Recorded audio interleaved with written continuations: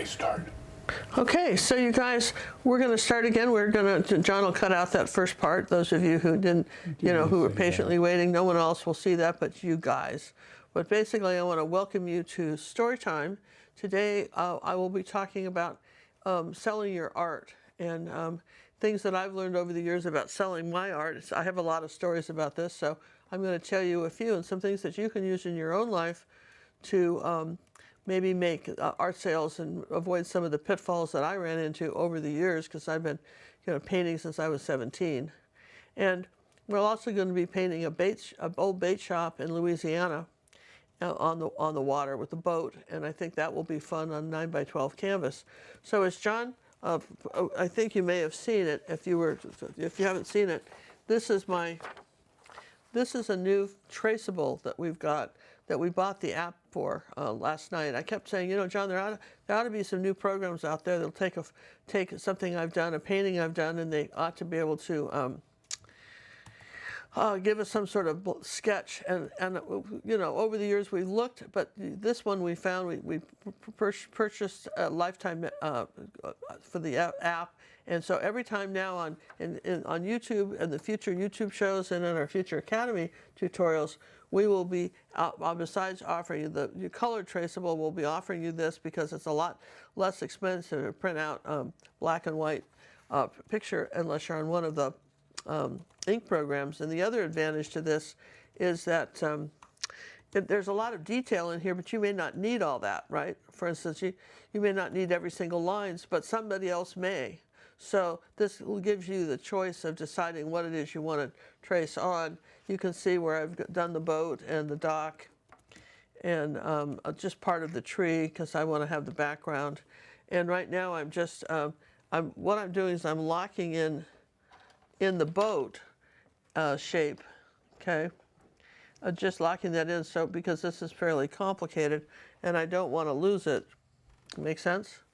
So there's no particular color I'm using. As I talk to you about selling your art. Now, here's the thing, not everybody wants to sell their art, okay? But I would suggest you listen anyway, because there may come a time when you do, or you have a friend that you may want to counsel.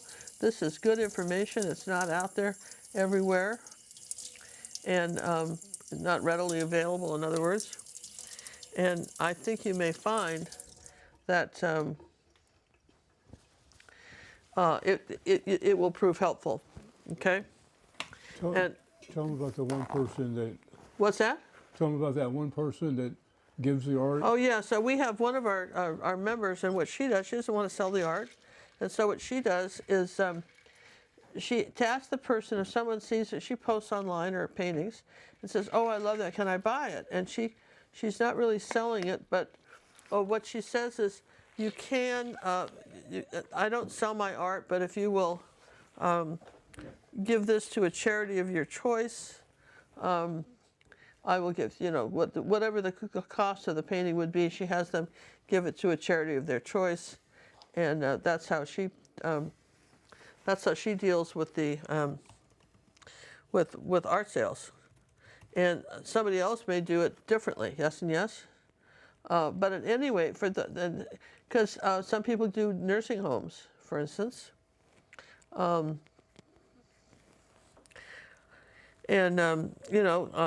old retirement homes or something like that, or give it away to friends.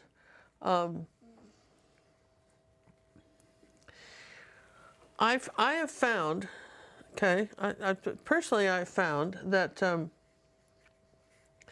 that giving your art away, I'm very careful. If I give my art to somebody, maybe some of you have gotten my art, I'm very careful about how I do that now. I don't just give my art away to anybody. And even when we do a YouTube show where we give it away, there's some real thought goes behind the fact that I'm doing that, okay? And I remember some years ago, I was 18 years old, and I was in Aspen, and I was having dinner at a friend's house, and she had commented about how much she liked my artwork, and so I had done a really cute painting of some cats, I think, and I gave that to her for her daughter's room, who was about 12 at the time. And when I came over to see where they'd hung the painting, they'd hung it on the back door of their closet, the kid's closet.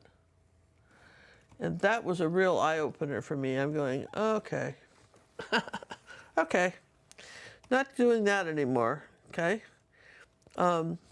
Sometimes when people pay for something, even if they're not paying you directly, they have skin in the, what they used to call skin in the game. And you want that. All right? You want them to have that. That's really important. So now let's just say that you decided that, you know, there's some advantages. Sometimes you like to paint and all materials and everything's getting expensive. And if you could maybe just sell some paintings that sell a few, okay? Maybe, you know, you could buy some art supplies or something like that. So again, this is sort of a talk about, you know, what, you know, there's no one or wrong, right or wrong way about this, but there's certainly preferences about you as a person, absolutely preference. Now, what your wishes are on something like this really matters, okay? So I would say that you have to decide, okay, if I'm going to sell my art, you know, and how do I really feel about that? Is that something I want to do? Do I want to take commissions or just sell the artwork that somebody else is, that you've already done? Someone comes along. It's one thing to have some artwork that you've already done, and you decide you want to sell it. And it's a totally another animal to take commission artwork. In other words, you really had no intention in your whole life of painting somebody's kid playing baseball or something. In fact, you don't even do people well yet. You haven't even learned to do people, but they figured out that you have done really well with a vase of flowers. And somehow this translates into, hey, how about painting my son, and I'll pay you. So the paying you sounds pretty good, right? I'll pay you. So you're thinking, okay, how hard could that be? So, trust me, I do personal art coaching, and our Purple members don't have to even send me in tutorials for art coaching. They can send in any old thing they're painting, as long as it's not another YouTube artist. They can get help with it if they're creating something. And then our Red members can send in once a month, they can send in a non-tutorial. So, I mean, I sort of have a pretty good understanding of what it is that people are painting, okay?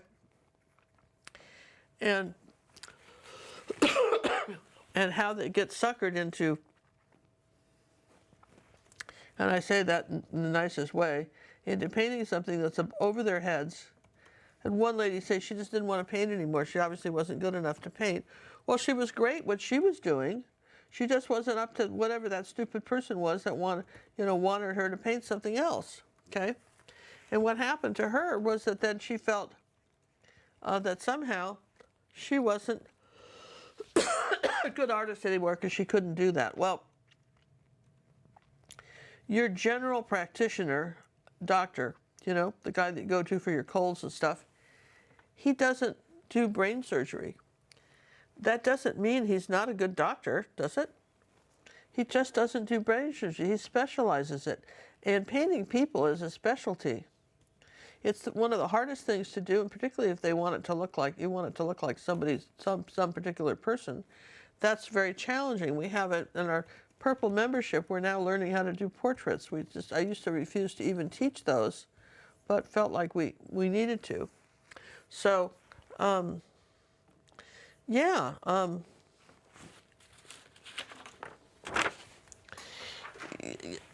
So one of the things I would say was a caution. everyone about, really, is the trap, and it's a trap of falling into taking, when you're learning to paint, of falling into taking commissions for artwork you don't have a clue how to paint. And because it does, it's discouraging. And you wind up being rather, it's a good way to get totally depressed about your artwork and uninspired. Or maybe there's another subject which we'll talk about later. But there's also the issue of, are you, even in tutorials, when you're learning, are you trying to paint something you haven't got the fundamentals down yet to paint them, but you're still trying something else, okay? That can be a problem too.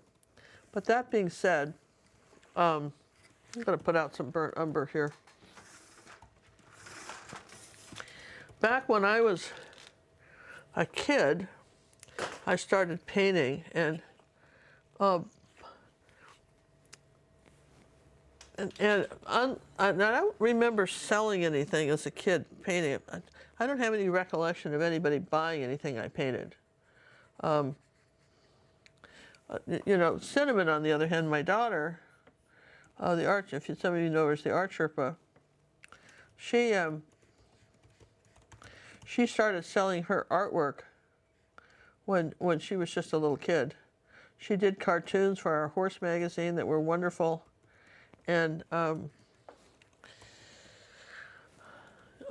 she was great at that. I mean, absolutely great. She could really. She was terrific.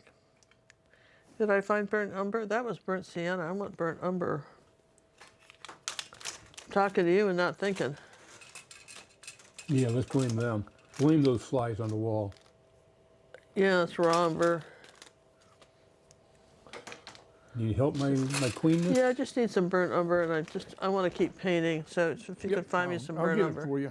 Sean will get it for me, which is good because I definitely need it. Burnt umber and Payne's Gray. What I'm doing, Right. Thank you.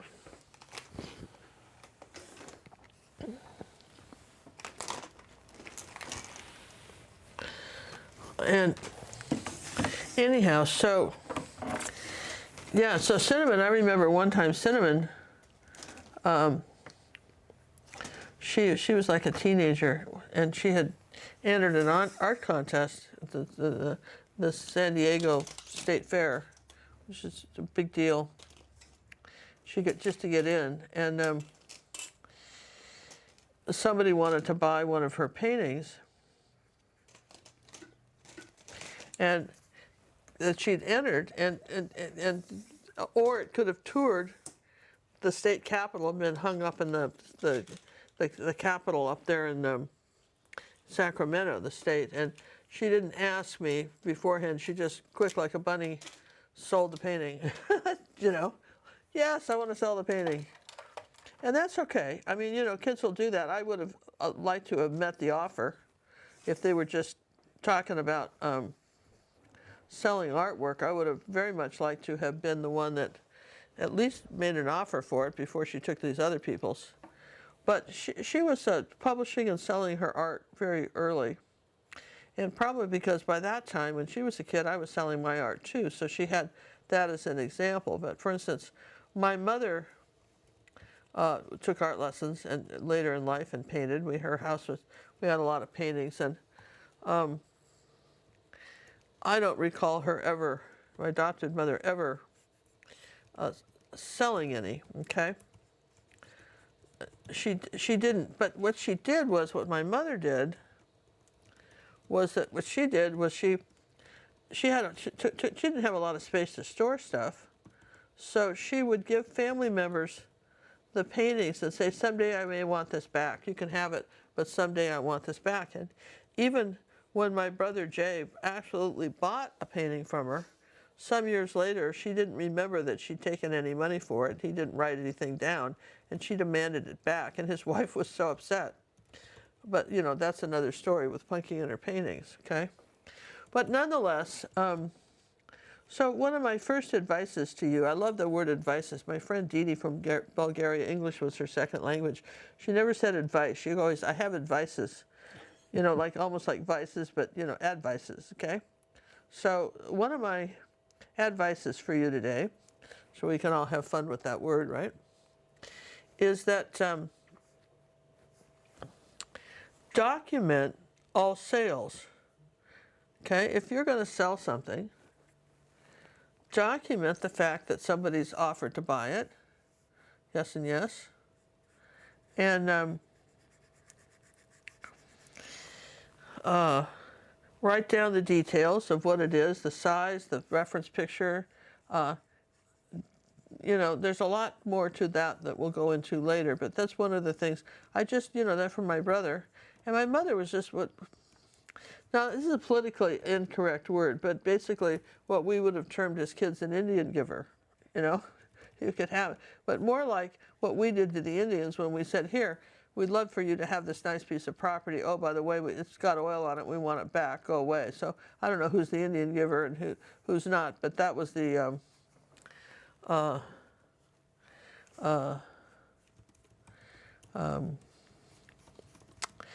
document it. Write down the terms of it. If you're giving somebody a gift of a painting, right, do they get to keep it forever? Do you want it back at some point? Do you want to be able to have it back for say, an art show? You know, you can have this, but I have an art show coming up and I want, it will be marked as not for sale or whatever. Because believe it or not, when somebody gets a painting like that and hangs it in their house, they kind of take ownership of it, and this, I want it back later, is sort of crummy. You know what I mean? Now, I know that my mother, when I was in college, Lucille, she was an artist, she wanted me to have something to decorate the walls with. Now, I did not ask her for any paintings, but she said, oh no, you must take these paintings. Now, the thing with this is that she painted these sort of Chinese horses, you know, copied off of, you know, Chinese art, and not original, kind of pen and ink, sumi ink things. She'd done these Chinese arts, and I did like them. She says, well, here, you can have these for college. Well, when I left school, I left those paintings because, you know, I just did, and I was 17 and not appreciative of the work that went into someone else's artwork, and I left the paintings. I know you're scandalized, and I understand. I left them. She never got over that, I swear to God. Not. She never, you know, she just talk about a person holding grudges, you know what I mean? Well, honestly, when I think about that, I can remember, you know, wanting to borrow a scarf or something to wear to school. And, you know, she said, you'll wreck it or damage it or something like that. I remember these things so clearly. And I did, you know, just, and so there's an old adage that you could, you know, before you lend money to a friend, or maybe in this case, before you lend art to a friend, decide which you need the most. Because it can make some hard feelings. Some people may be appreciative. You can gift the painting, but write down that you gifted it, all right? And let's see, I can put my arm up here so I can paint this. You know, that's just, and people don't think to do it. And by the way, take a picture of it, and you know, maybe you have a notebook or something, but take care of all that. You know, you really want to be aware of all that you're doing. Okay. So anyway, back to, you know, my first painting sales. I remember the first time, and so clearly, I sold. I was in Aspen. Cinnamon was a baby at the time, and I sold. I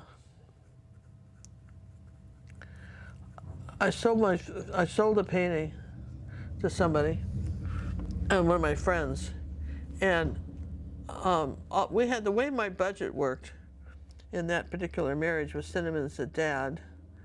When the money came in, it went to the pot. So I didn't have a lot of freedom to just spend on stuff, right? But that was the first time I just, I could spend it on whatever I wanted.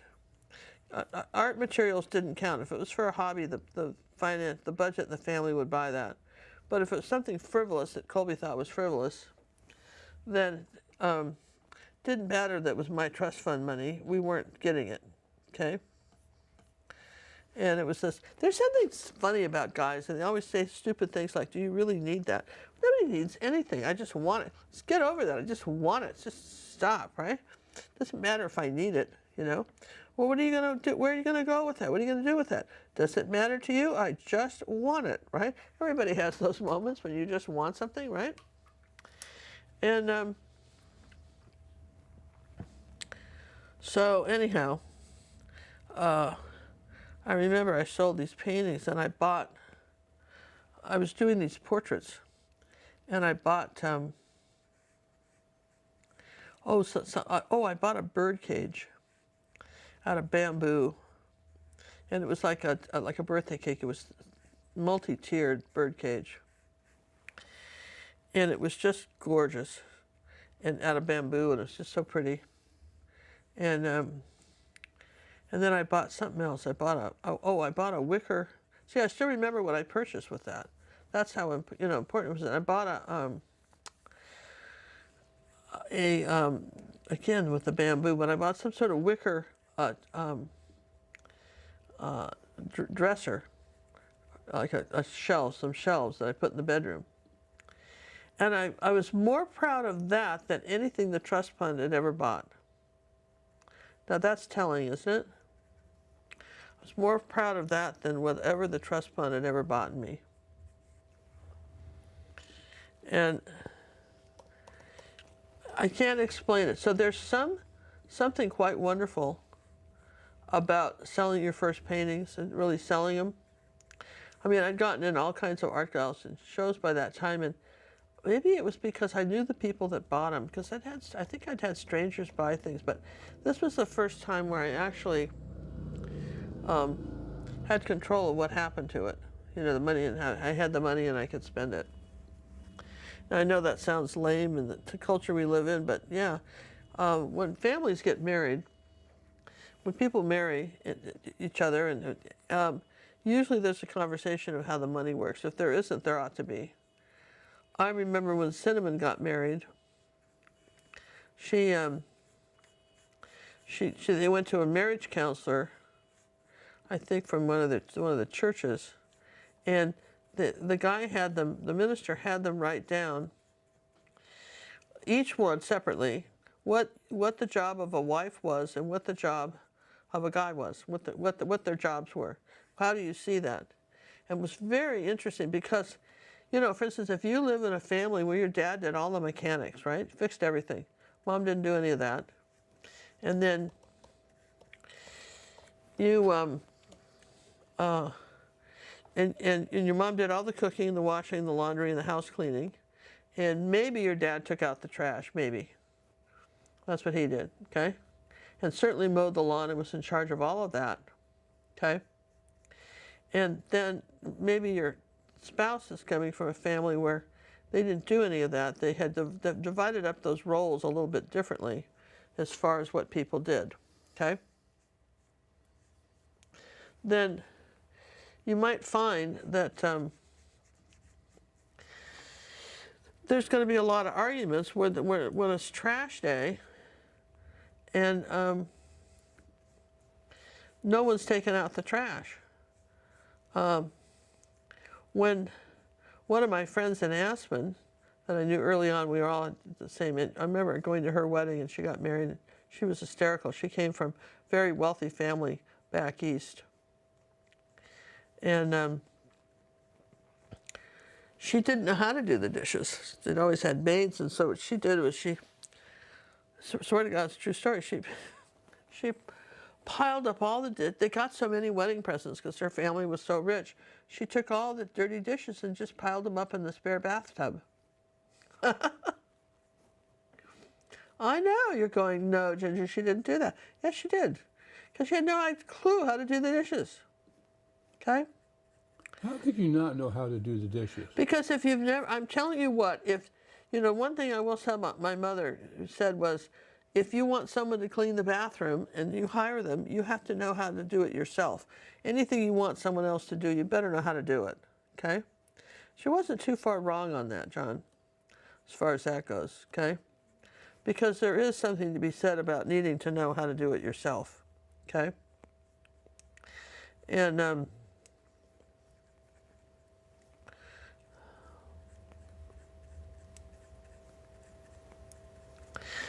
you just kind of have to know. So, anyway,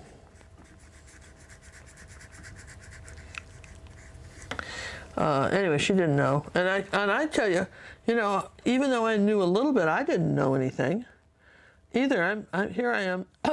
We had people that picked up after us. No idea. I mean, I knew how to do the dishes. I'd gone to camp and, you know, stuff like that, but I didn't know a lot of this stuff, John. Really didn't. So when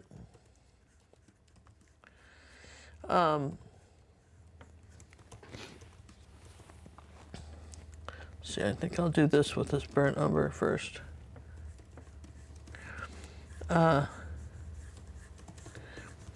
When you have people doing stuff for you, and then you have to do it, it's different, okay?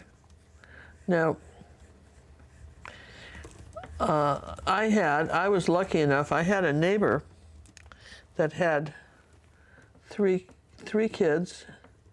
She was from Chicago. I remember an awful lot about her because of this. And she had bought the 2-bedroom condominium next door to us. We were living in this 3-bedroom condominium, and there were 7 units in the building back then. I bought it when I was just turned 18. The trust fund bought it. And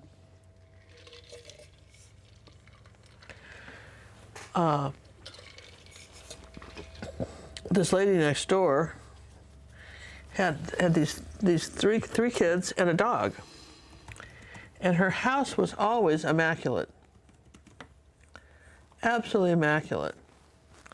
And she had the condo, and her husband was still working in Chicago at a construction job. He came out on weekends, not every weekend, but, you know, at least a couple times a month, okay?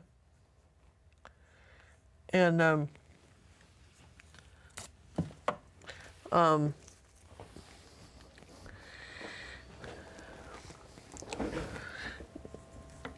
anyhow, and then they bought a hotel there. So she not only had the 3 kids, the dog, and this 2-bedroom condo, but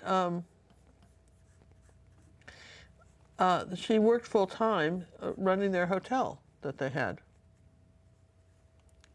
And yet you went over to her house and it was always perfect. And I'm sitting there with Colby, and I used to spend, you know, we had the workshop in the basement and all that stuff, and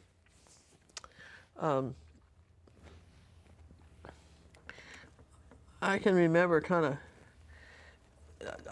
doing little fun projects, you know what I mean? I remember one time I learned how to make flowers out of crepe paper. I'm so excited to do that. You know, creativity, when you get it right, there's something exciting. If you're trying something new and you've never done it before and you get it right, there's something quite exciting about that. And I was so excited. I had, it's not that I didn't clean up. I did. Nothing ever looked good. And I was so excited about the paper crepe. I actually went over to the street. I put them in a silver bowl we'd gotten for our wedding, and I had these beautiful paper. I had to have a party to go with my flower arrangement. This is me back at, 18. Okay, I should have a party to go with my flower arrangement, right? And I had to show all the neighbors my beautiful flower arrangement, and they all came to this party, right? That I created a dinner party. But the thing is that my house was always kind of a mess. I just struggled with the housekeeping on it. And so she came over. I finally said, I don't understand how you do it. Your house is always so good. I so struggle with mine. And she said, well, what are you doing? And I said, well, yesterday I spent a whole time like polishing silver pieces, and I did all this stuff, and house is still dirty, and you know. And she said, well, there's an order to cleaning. Just like there's a paint order here when I'm painting, there's an order for cleaning. And she explained to me what that was, in the order that you did it, and if you did it in that order, you didn't get into these kind of difficulties that I was in. Make sense? Okay? So, I only mention this because, he asked, I got a little off track about selling art because John really does seem to want to know how somebody could not understand how to clean a house, and I didn't know how to do it, and she would, but I knew how to do individual things. I just didn't know the order to do them to be efficient. I got squirreled into doing very odd things, and then I'd get down the basement and do projects and forget all about it. And like that. So, yeah, you can easily, lose track of this kind of stuff. Well, those are all good things to know, yes and yes.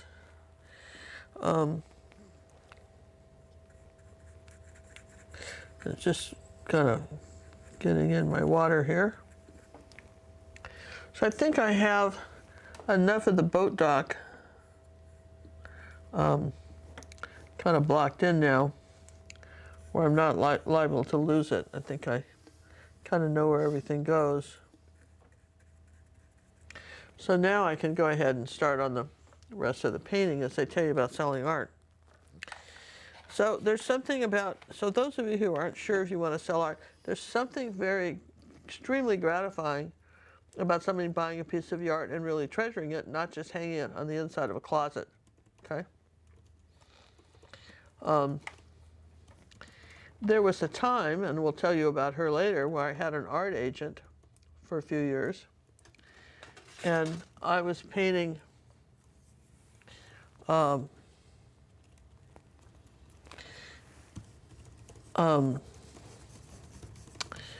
don't know, it's almost 7 days a week. Large paintings, 48 by 60, 30 by 40, and then putting them on a stretcher bar. They were stretched on a stretcher bars, and then I'd take them off the stretcher bars and roll them up so that she could sell them that way, okay? And you're going, what? Yeah, okay. So, and she would send me money. Every week I'd get a FedEx money for the artwork, and I was selling like crazy. I really sold a ton of stuff. I was painting all the time. I'd have my friends come over for coffee in the mornings, and they'd look at my newest creations because I had like 3 or 4 going out every week of these giant paintings I was doing. People want to know how I paint fast. You learn fast how to paint when you do stuff like that. So anyhow, so my biggest thing was I'd forget to sign stuff, okay? So,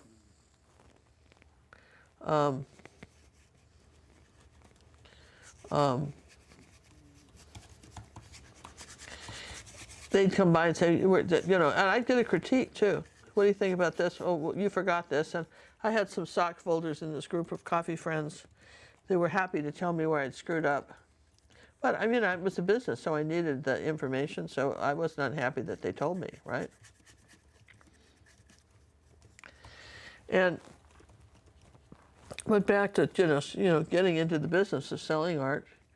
Oh yeah, let me finish that story. So she would send me these checks, sometimes $10,000, sometimes $7,000 or $8,000 every week. I was making pretty good money. I was making a pretty decent living, working like a dog, but making a pretty good living.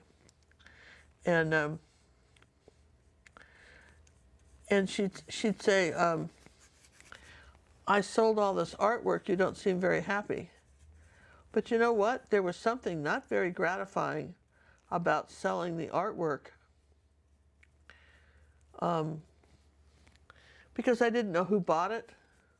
It just went off to a gallery somewhere. I didn't know who bought it. the thrill I got from the one I'm trying to tell you about, the one I got with this one-on-one painting sales from somebody, that first kind of rush. It's, you know, they always say that if you were on some sort of drug, I've never been on any kind of drugs, but I've been told and read that, you know, the first rush is, you never quite get the first rush again. And that may be true, but I wasn't getting any kind of painting rush from. I was glad I could pay the bills, but it didn't bring me the joy that buying that silly birdhouse. It just didn't. So there's a cautionary tale there too. I mean, there's also the joy. I remember back when I was a little kid, I was probably, well, I don't know how little I was, but I was probably it was probably 11 or 12. And I had these, these, you know, comic books and picture books and, you know, lots of fun books. And I had done a watercolor painting, because that's what I did when I was a little kid. That's what you give kids with, is watercolors. I'd done a painting. Oh, I don't know. I think it was maybe one of the cartoons, like Mickey Mouse or something like that, or whoever it was. But I had got it just like the picture, and the thrill of that was huge. The thrill of getting the painting to look like the picture, and being able to do that. That's, again, that was just the excitement of it. When you really get it, the excitement was just fabulous. And there's a certain excitement that you get when you're learning to paint, I think, too, that, you know, maybe that kind of diminishes over time once you kind of figure you know. But I'm going to move this up a little bit.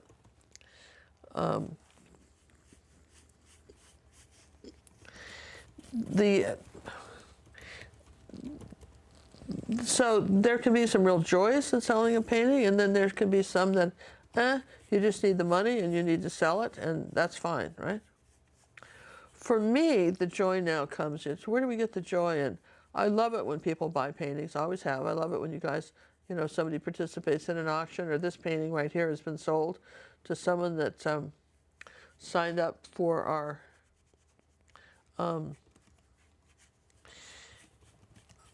Academy's annual a renewal for them, and we did a special this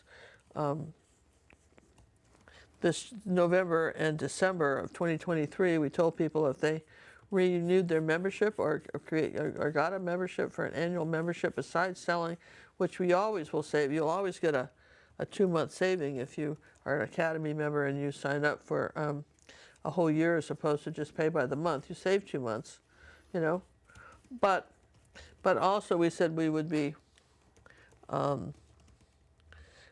doing these paintings, okay? And this, like I say, this painting has been sold. We had 9x12s and 12x16s. We have a lot of, you'll be seeing a lot of our little 6x8s because I have the most of those to do. This one's 9x12. But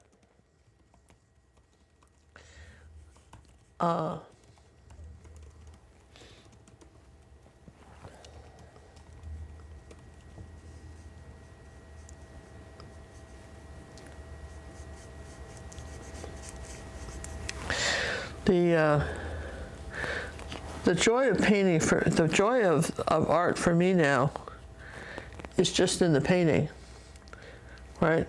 I love to sell it, and you know, we need, you know, I love selling it, and that makes me really happy. But I'm probably the most happy is that, like for instance, I have never painted a boat dock in Louisiana. I've never painted anything like this. I painted some boats and I painted some docks, but never painted anything like this. And this is the kind of thing that makes me immensely happy, okay? Just immensely happy. And that's because I've gotten to the point in my life where the pleasure in creating is it. And being able to sit down there.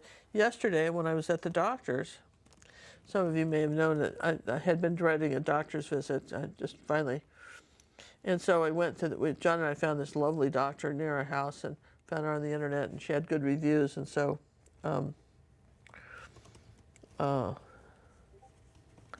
we went, and she's the nicest lady. And when they were, she was taking my blood pressure, and the first girl that took it, you know, they always have the office person that's not the doctor, but they come in and do all your vitals, and then the doctor comes in, and she took the blood pressure again, and it was kind of high. That's why I went, because the blood pressure was high. And she said, I want you to think of your happy place. And she says, think about being at the beach or being in the mountains. And the beach and the mountains isn't my happy place. This is my happy place, doing this right now. Everybody's place is supposed to be the beach and the mountains. Yeah, my happy place, you guys, is here. Right here in my studio. Right in my studio, doing this painting for you. That's my happy place. And we all find what's making, and so when she did that, and I was thinking about painting this painting that I was going to be doing for you today, I just thought back to this picture, and my blood pressure was lower by, 10 points each way. Had lowered that just by thinking about this and doing this. So that's something sort of, so you gotta, you know, what's your happy place? What makes you happy? Does selling the paintings make you happy? You know, what is it that generates happiness? Because sometimes selling paintings can make people. They were loving the activity of painting, and then somebody comes along and says, "Will you paint me my son playing soccer?" And you don't have any idea how to paint this kid, and they gave you a crummy picture, and on, and you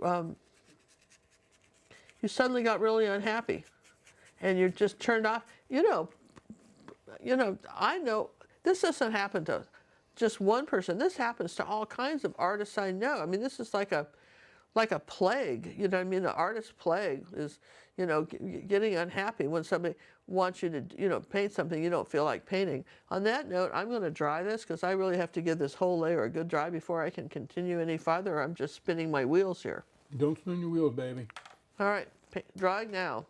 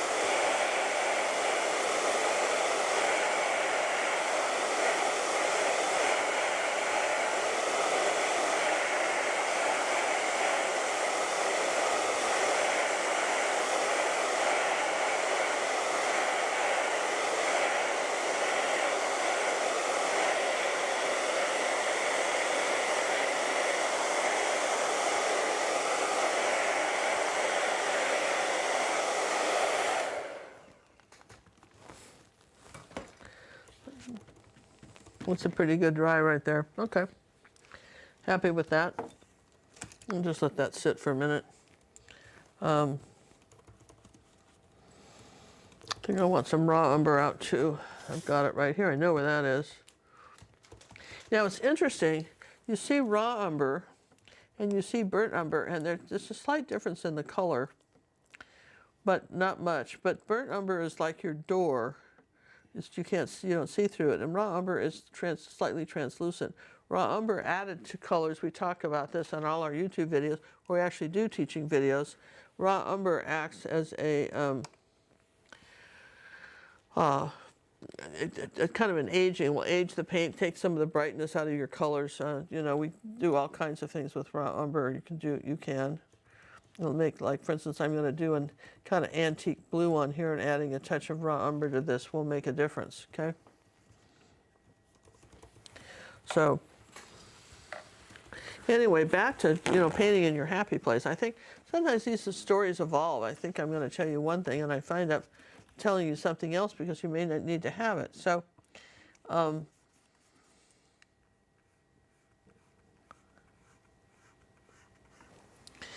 When you're painting,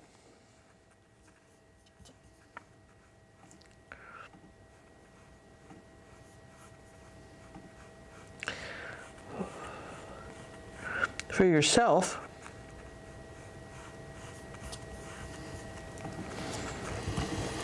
that can be very nice, right? I think I don't want that brush.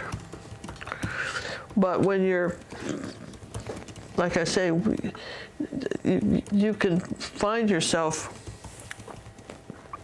just unhappy as heck when you suddenly decide that I want to take up a commission. So I would suggest, if you're first starting out in the idea that you'd like to do some sales of artwork, sell what you've painted. Don't take any commissions, okay? Try to sell what you've already painted, and do that rather than rely on, you know, then have. And when somebody says to you, "Will you paint this?" say no. Just say no. I will still take a commission or two, but and of course I'll do pets because I do cats and dogs really well, and horses and stuff. And I've, you know, we've done several really nice. But my thing is, if I do your pet, then I want to be able to make it into a tutorial. I'm going to do that so that I'm kind of killing two birds with one stone. If I'm going to, don't be killing no birdie. you're going to be doing that, right? But let's see, where's my T-square or triangle? The T-square's right there. One.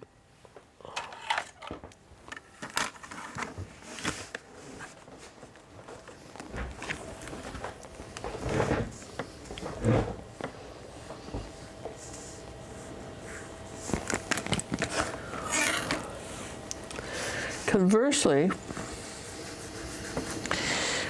some people, you know, they're happy to do it, but just knowing that you can say, you know, have the courage to just say, "Gosh, thank you for asking, but I don't want to do that." I didn't learn that early on very well.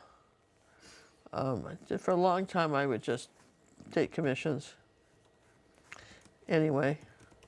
But I think because painting is my happy place in the first place, I didn't struggle so much with that. Make sense?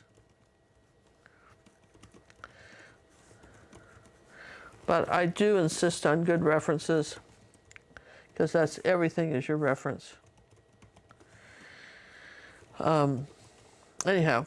So that being said, so now you've decided to sell your art. You've gone past the "Ginger, it's okay, I can do it" stage. I know I'll be great at it. I will sell my art. Okay? That's fine. Now you're talking about where you're going to sell it. How are you going to sell it? Where are you going to sell it?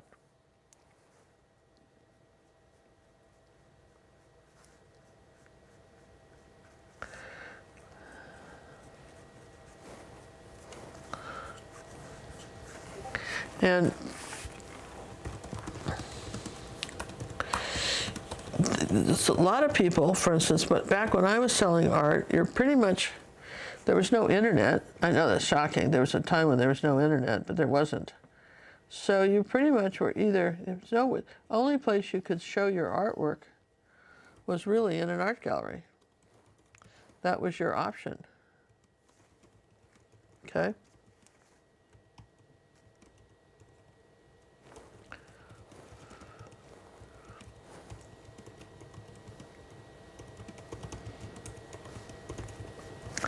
So then I was fortunate in living in Aspen, Colorado, because there were a ton of art galleries. Now, here's something you may not know about art galleries. that I've learned over the years, and since you're watching this, I'll share it with you, is that painting sales do the very best in tourist areas because everybody's got a budget in their family about what they can spend money on. I think I told you that in before I actually started, collecting money from, this artwork I was doing, there was no way I was getting a bamboo a bird cage out of bamboo, just a frivolous. We didn't even have any birds. That meant we had to have a bird, right? And there was a lot involved in this, right? I just wanted the cage because I thought it was pretty, right?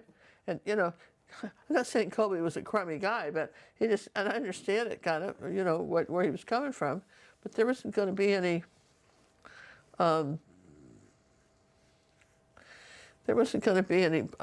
bird cage. But I had my own money, so that was liberating. I could do that. I have friends that, and remember, I didn't work.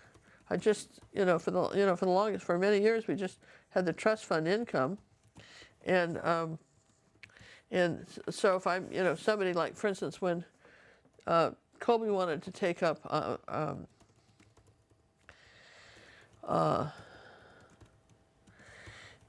snowmobiling, and the budget, we just did not have a budget we lived like retired people. There was no budget. It was just so much money come in every month, so much went out. That was it. There's absolutely no budget for it, right? So anyhow, when he wanted to take up snowmobiling, he went and got a job at a snowmobile shop just for the amount of time it took him to earn the snowmobile. Okay? And that was just that, So,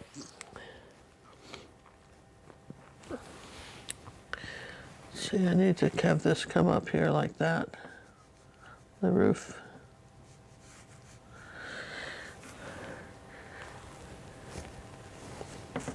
See if you're thinking about it. John's kind of keeping track of what I'm telling you too, aren't you? A little bit, John? Hem's the best thing. No, I can't keep up with your brain. Okay. So, would you classify Colby as being a cheap guy? As what? Cheap. No, he just wasn't wrong. I mean, we didn't have the money for bird cages. You know what I mean? I did the budget, but he wasn't a spender. He wasn't a hoarder. He had to have a real need for it. Yeah, and he used to sit there, and one of his rules was that suppose you needed I remember when I wanted to take up sewing, we had a guy that came to the house. He was the Fuller Brush Man. You guys remember them? Oh, I remember this the Fuller before Brush Man. Amazon and Amway even. Amway sort of put those guys out of business, right? But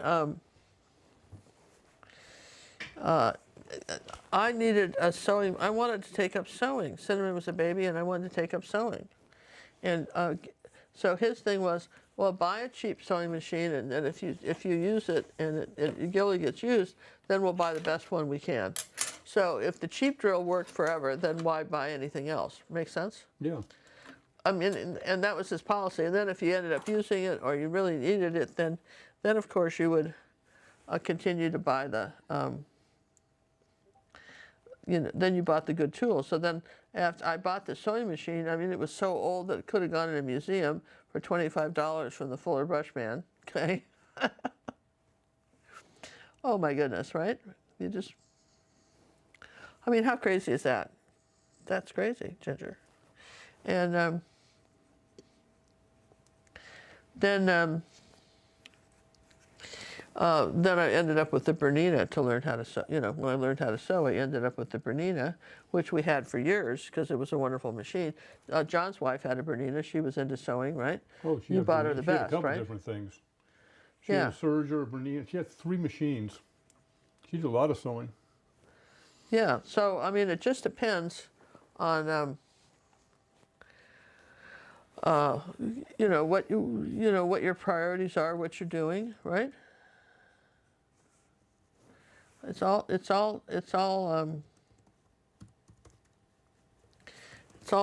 relative on that kind of stuff. Is it what you think you're doing and all that. So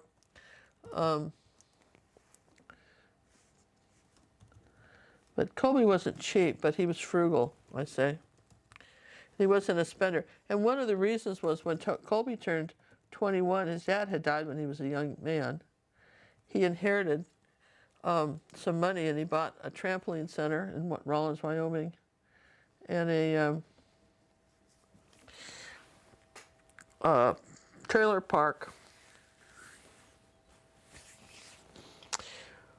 And he went through his money like water.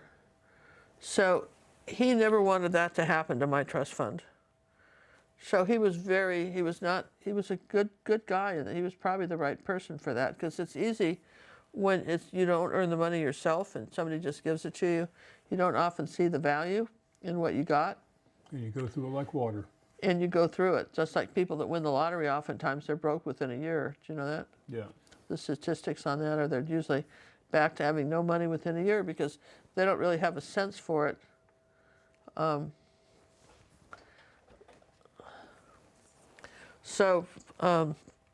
No, Colby wasn't cheap. But again, he was frugal. And but Colby's another story. So we're talking about you and your selling artwork, right? Yeah, let's stay focused here, people. We're gonna stay focused, right? So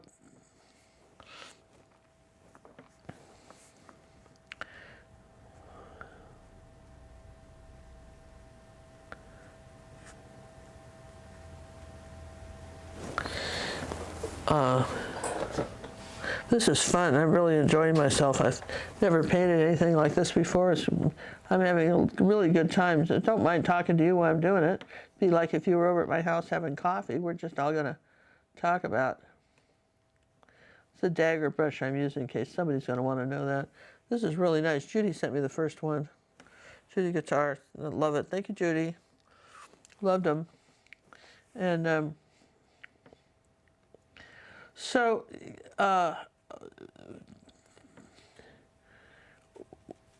my mother didn't sell her paintings.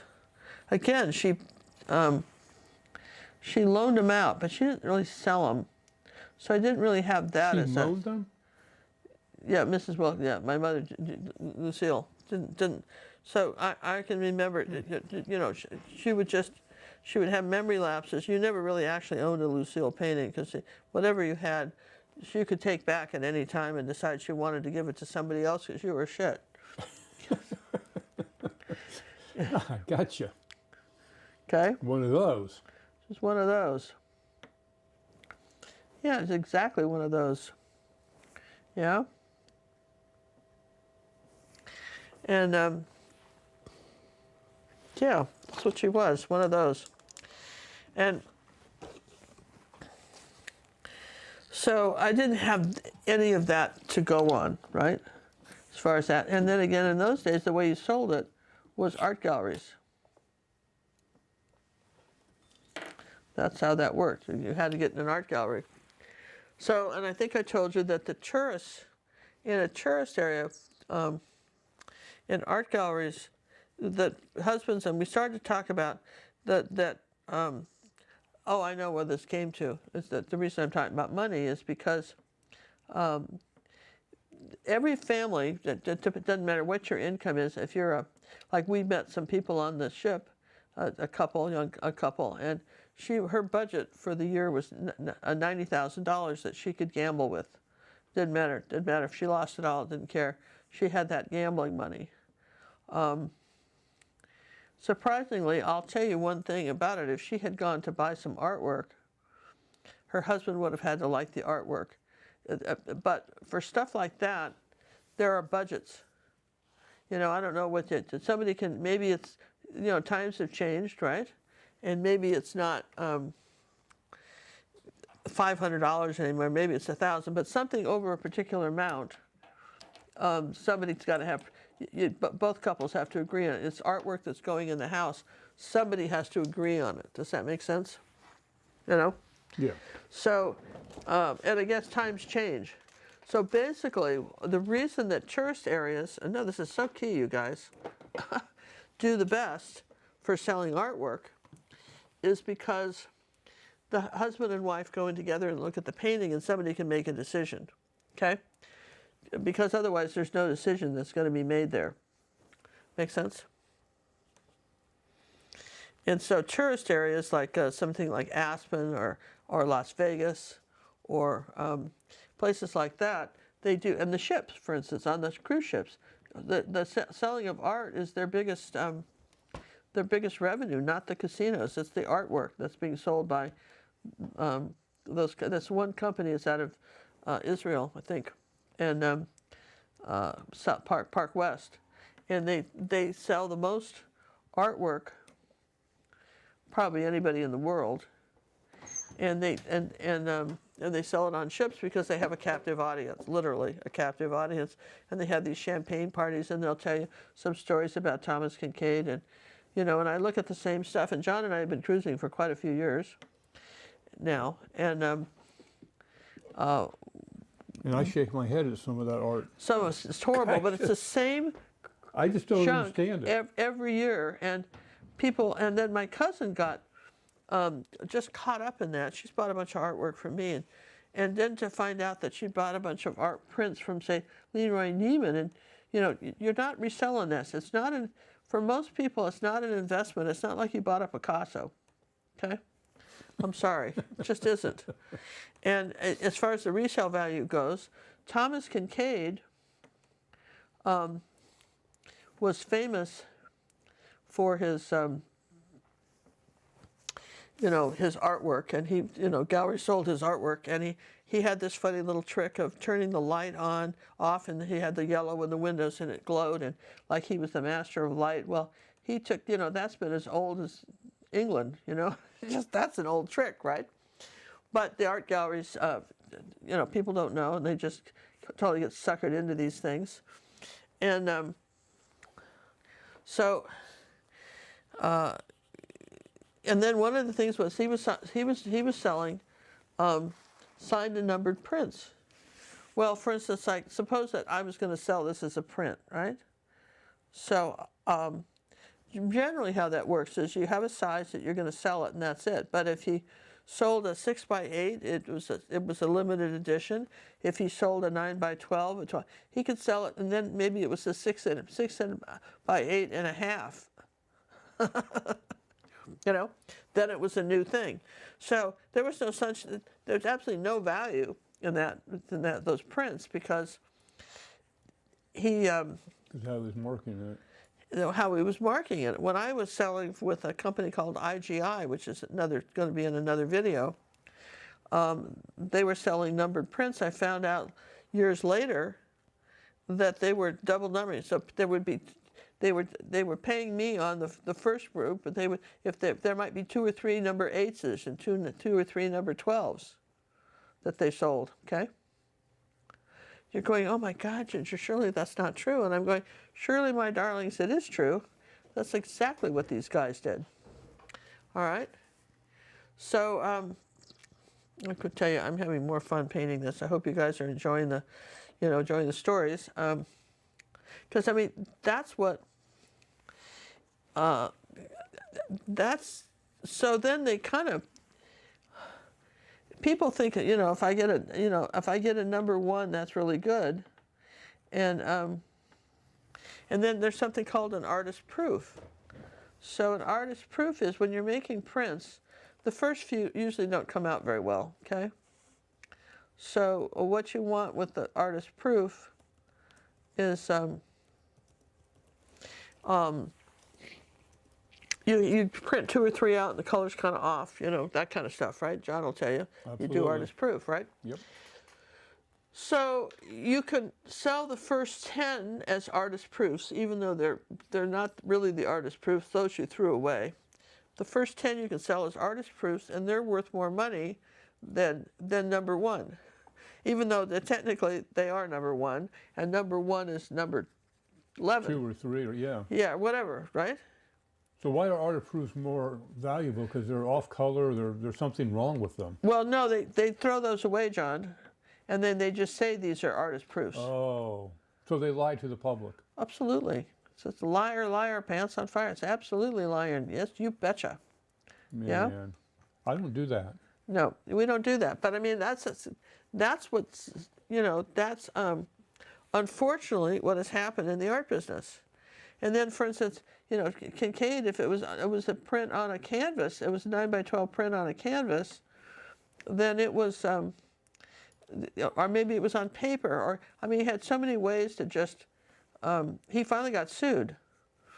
He had a big lawsuit with him, got a big lawsuit, and because somebody figured out what he was doing. Well, I mean, he had these, he started selling with QBC. You guys know what that is? Oh, no, it wasn't that. It was Tuesday Morning is a Texas store. And he started selling the artwork there, but he told his galleries. Remember when the Thomas Kincaid galleries were open in the malls somewhere in the 90s? Remember that? And they were not allowed to put anything on sale. They took their life savings to open that, and then they could have enhanced proofs where some artists would come in and maybe take a little bit of some gel or something and add a little flower, some little tiny thing that they added, which was considered unique. And then I know, you're going, oh, come on, Ginger, you're making this up. No, not making it up, babies. Not making it up, I promise you. It's the gospel. Not making it up. So, and that's one of the things you can do when you're selling prints. So, for instance, I, as an artist, sell a print, and I've gone back and added a couple flowers or changed it somehow, even if it's print number 34 out of 1,000, right? It's still worth more than 35 if I didn't do it. Make sense? Or 32. So these are it just doesn't seem right. These are just things that that you can do, and then the Giclée machines came out. This is really evolving in this talk. Giclées are prints that the Giclée machines came out in the 90s, and originally the printers would use them as kind of like the first proof. And they could do that on watercolor paper. And I can remember going to Hawaii in the early 90s and do an art gallery. And they had they had done a watercolor on a Giclée machine on watercolor paper, which you could print. And you couldn't tell it from the original watercolor. That's how good they were. Of course, there's always that fading thing. But here's the other thing, too, is you can't just put...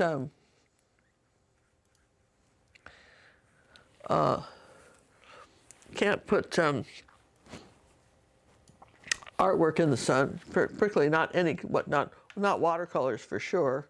Doesn't matter whether we're talking about a Giclée or whatever. But again, then really any artwork should not be in direct sun. Yeah, it's really not good for any of them. John's absolutely right. It's really not good for any of them to be put in the sun. So again, I'm sort of having fun with the boat dock and the.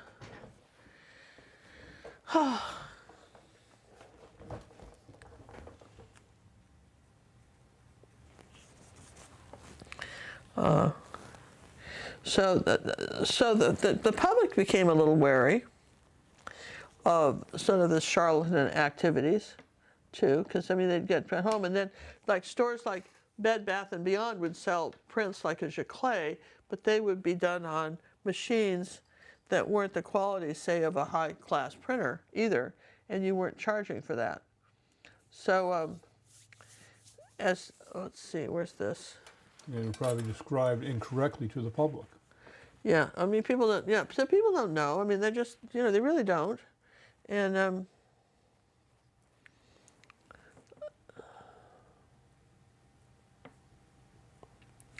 so. Those are just some of the things that that people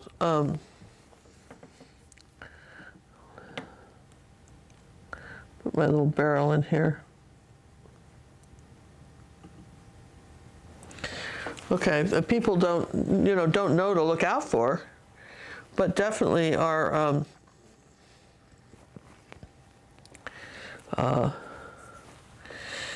you know, definitely ways that people can, you know, sell artwork and make a lot of money off of prints and selling the same thing over and over again. So now you can sell an unnumbered print. Okay? So what do I mean by that? Was you're just making a print. You're not saying it's not a limited edition. You're just making it, yeah? You're just saying, I'm just making this print, and if you want a print, this is how much it's going to be. And that's fair. They get a certificate that you painted it and all that stuff. And that's a good thing. But if you're doing numbered prints, you really have to keep track of it and be honest, because you don't want to ever be perceived as cheating someone. You don't want two number 12s out there. You don't want two number 12s out there, which is what, of course, was what happened to my artwork. Okay? The only satisfaction I have, and we'll have a whole video on just that IGI company and what they did, is that the guy died early after he got taken to court or something. Anyway, he died. He was that's a whole nother story, but couldn't have happened in a nicer person. He needed what I consider a do-over. Wasn't a nice person. He needed to come back and try again, you know, because he kind of flubbed it in this time, in my opinion. You know, not to be too unkind about it, right? All right, so this can be drying, and I'll do the sky now. So I'm doing that. Here we go. So, anyhow,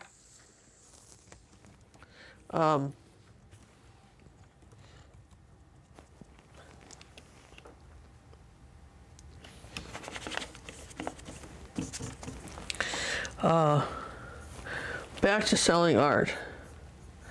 So we've kind of covered in review, we sort of covered, if you missed some of this, we've covered the advantages and the disadvantages to keeping art a hobby and just making it your happy place. Yes? And because that's important. Here. There, okay. And getting some zinc white out. And then if you decide to sell art, who to sell it to, how do you sell it? You know, so those, we're still getting into that. We covered more of the,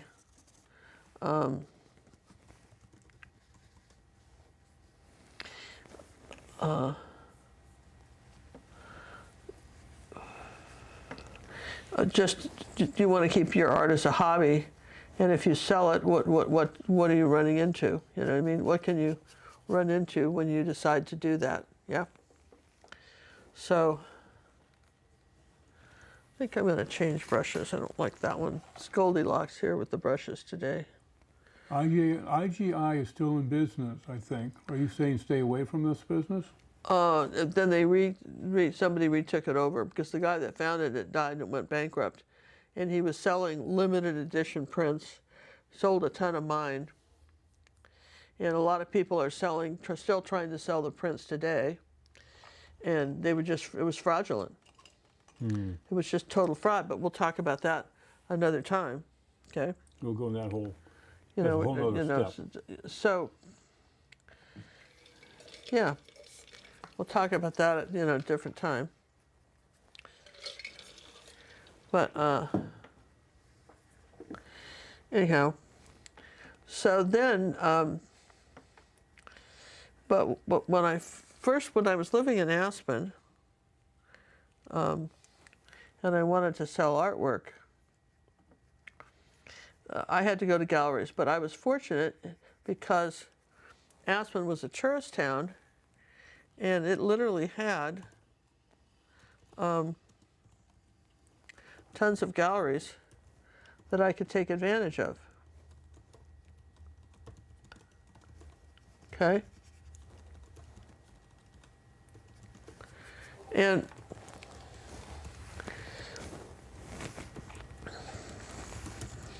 there was like, I don't know, 10 or 12 in town.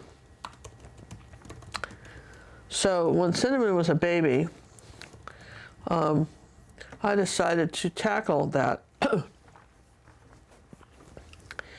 I decided I wanted to get into some art galleries, so I went around, getting appointments with them and showing my artwork to people and asking if they would put it in the gallery for sale. And I remember one of the first paintings I did, which I was so excited about it. Who doesn't get excited about what they're painting? Yeah, I was excited, man. Let's see, I'm just going to change that white out. That white's got a little dirty. I don't want that color.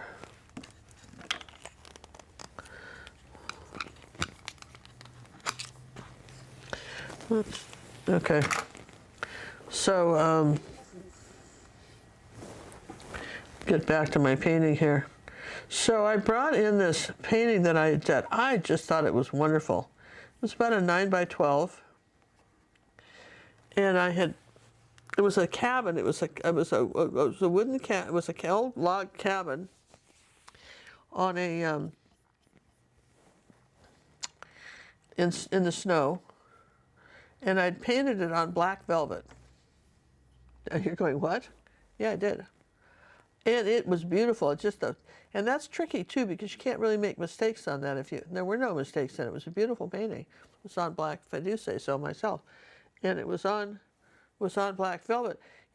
This was popular because if you went to Mexico in those days, there were these kids on the side of the road with pictures of Elvis. Does everybody remember this?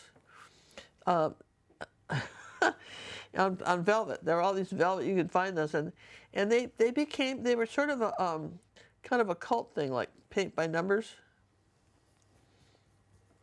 There was something to that where they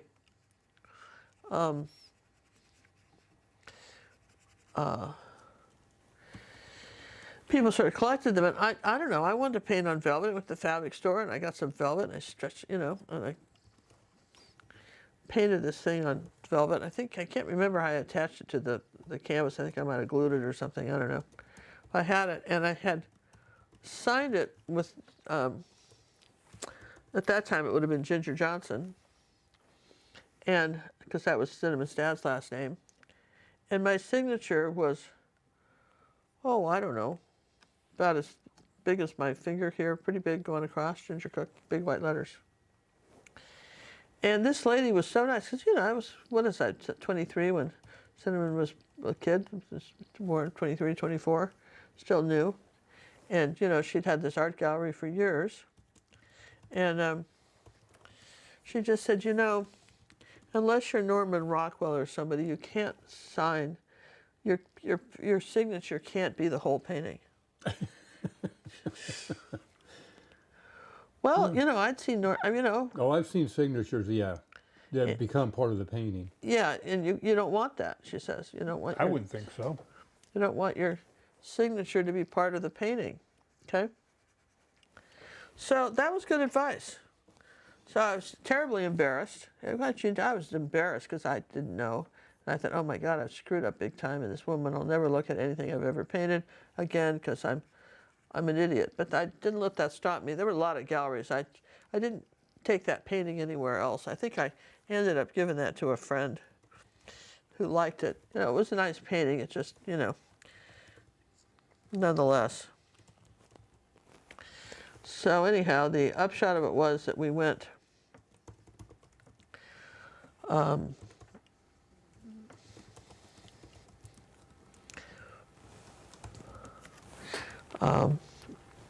I'm going to dry this and then I'll tell you more about it.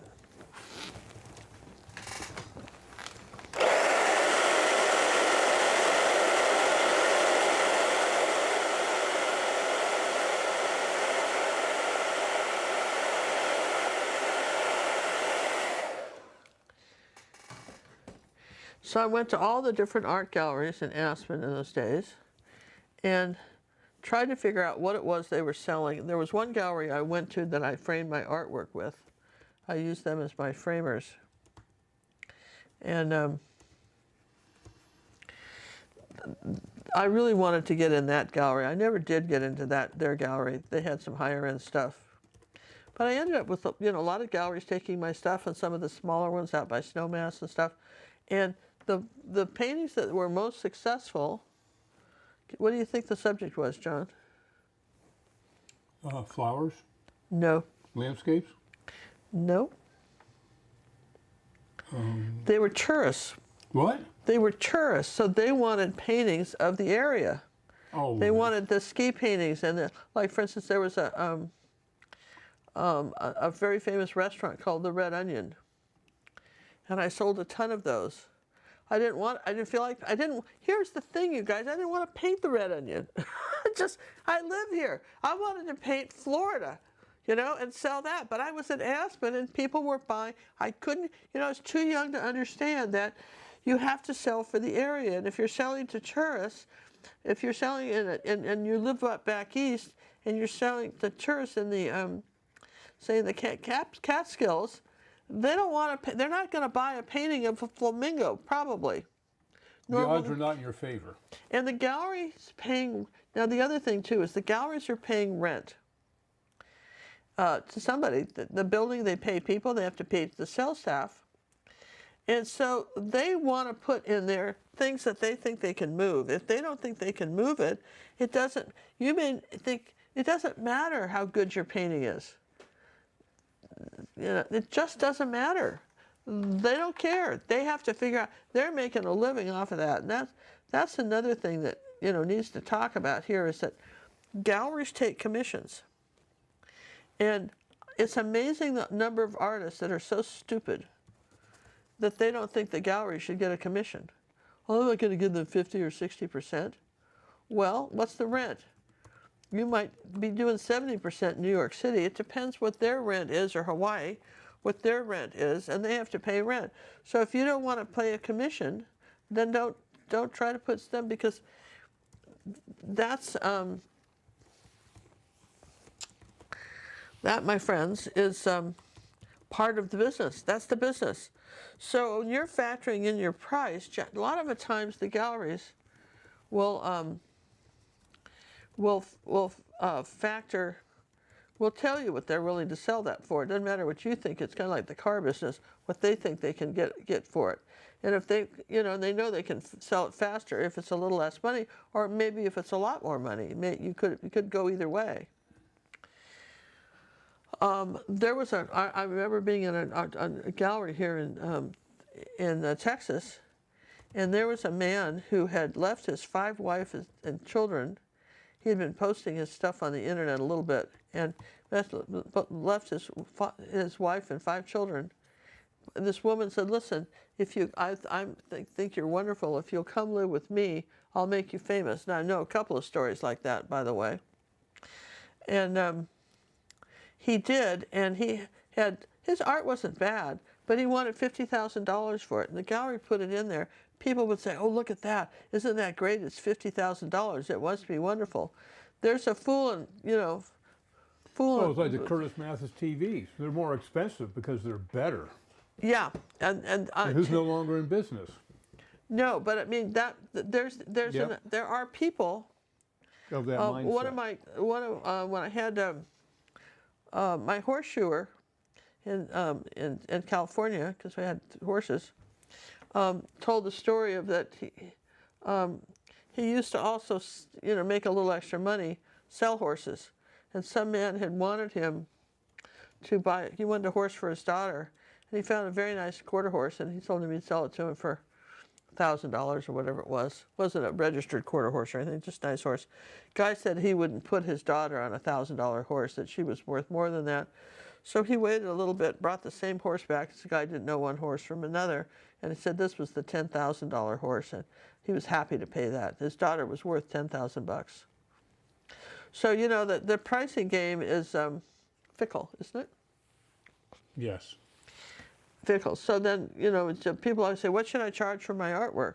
Well, some artists are so silly and uninformed that they think they're going to charge by the hour. This took me hours to paint this. Well, nobody cares.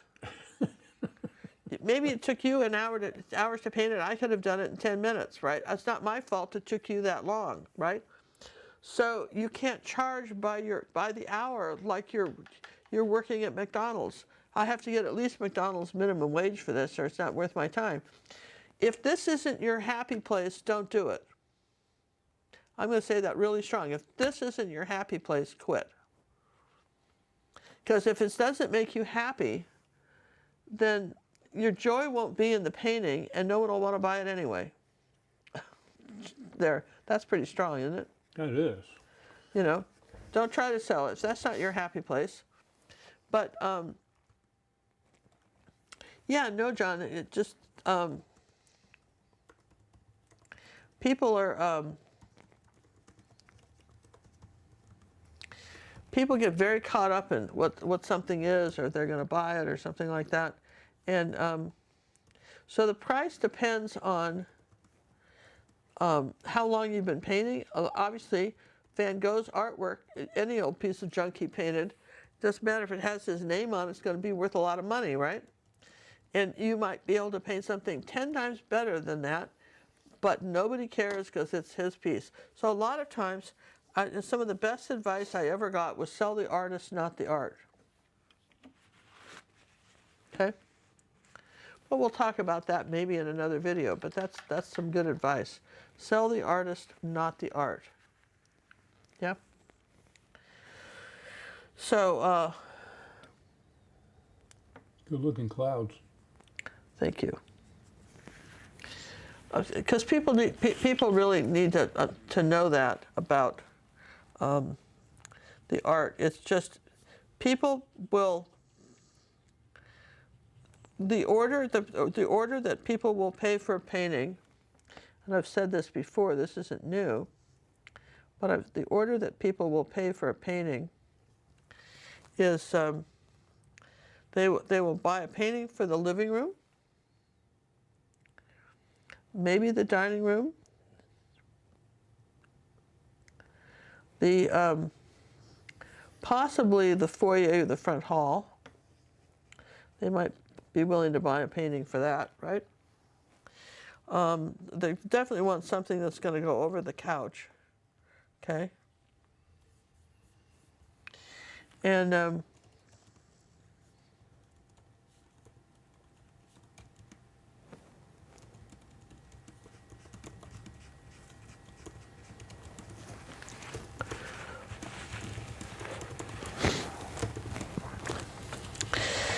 bedroom is the next one. And it should be a big enough painting to go over the couch, or it should be two paintings that are big enough to go over the couch. The average painting should be certainly 30 by 40, 48 by 60 would be a good one. It's probably the sizes you want to encourage. Okay. And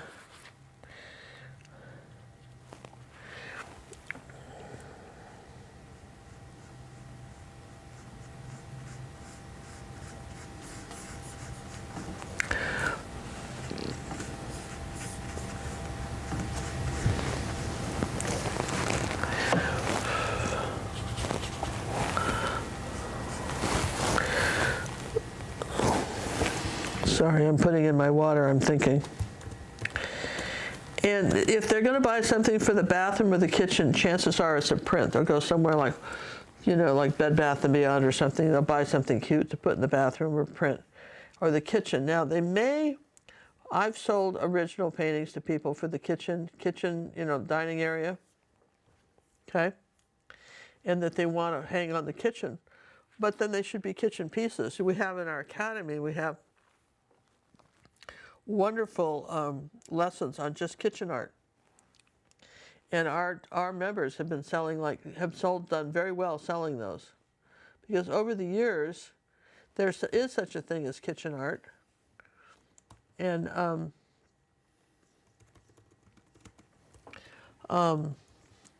you want to be aware that you know of that, you know, there's that option. You want.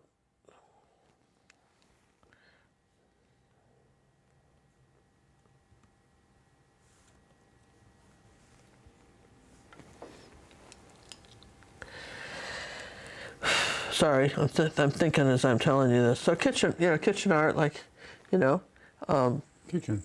I remember there was one lady at a gallery that her artwork's in a gallery, and she had painted mason jars with food in them, canned food like peaches and stuff, maybe 4 on a shelf or something. And I remember my mom canning when I was a kid. We had it's something that my mom did. In fact, we went to this cannery, and where you did it yourself and then they canned it. You did all the work yourself and then they canned your food.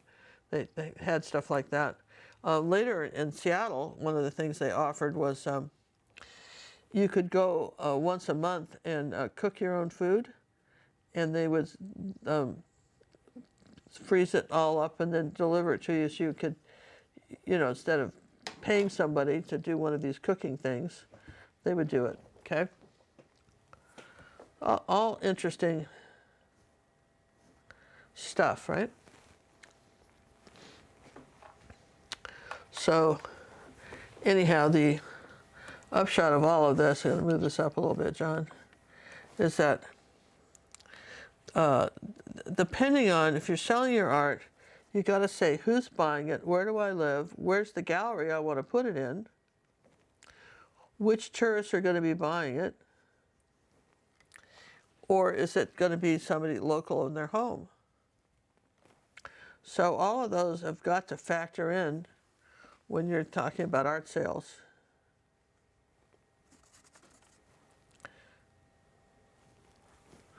You just want to make sure you've considered all of that, right?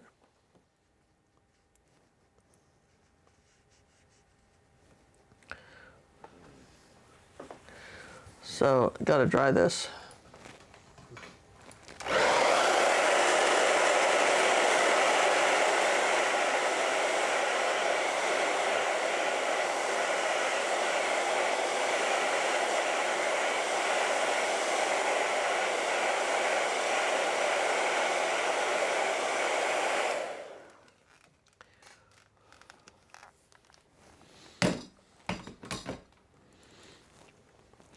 Now, something that changed in the art game back when I was painting, Nixon kind of opened up China, as you remember, right?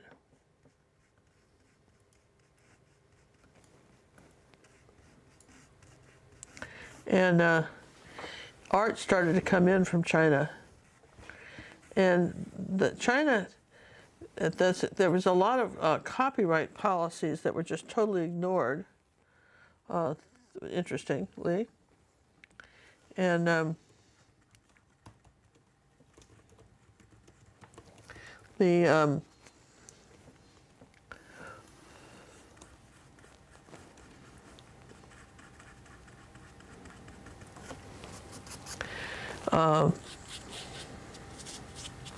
got to put some more white over there too. Let's grab some of this, put it over here. Okay. So there were, let's change brushes. I'm going to end up painting this whole thing with this funny dagger brush before I'm done. Why did you hang the Lady in the Garden in your kitchen? Just curious. I know it's sold from there. Why did I hang it in the kitchen? Yeah. It seemed like a kitchen painting. Well, we didn't really ever eat in the kitchen. It was just sort of in the dining area where there would have been a dinette, right? If we had a kitchen table, but it was just mostly piled with mail. Nobody actually ever ate in the kitchen. And it just was pretty there. I mean, I liked it. It wasn't in the kitchen part of the kitchen, kitchen. It was in the, the dining room part of it.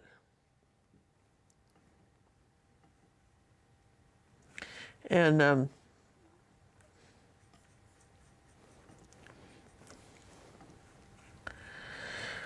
so, I mean, that's why I put it there.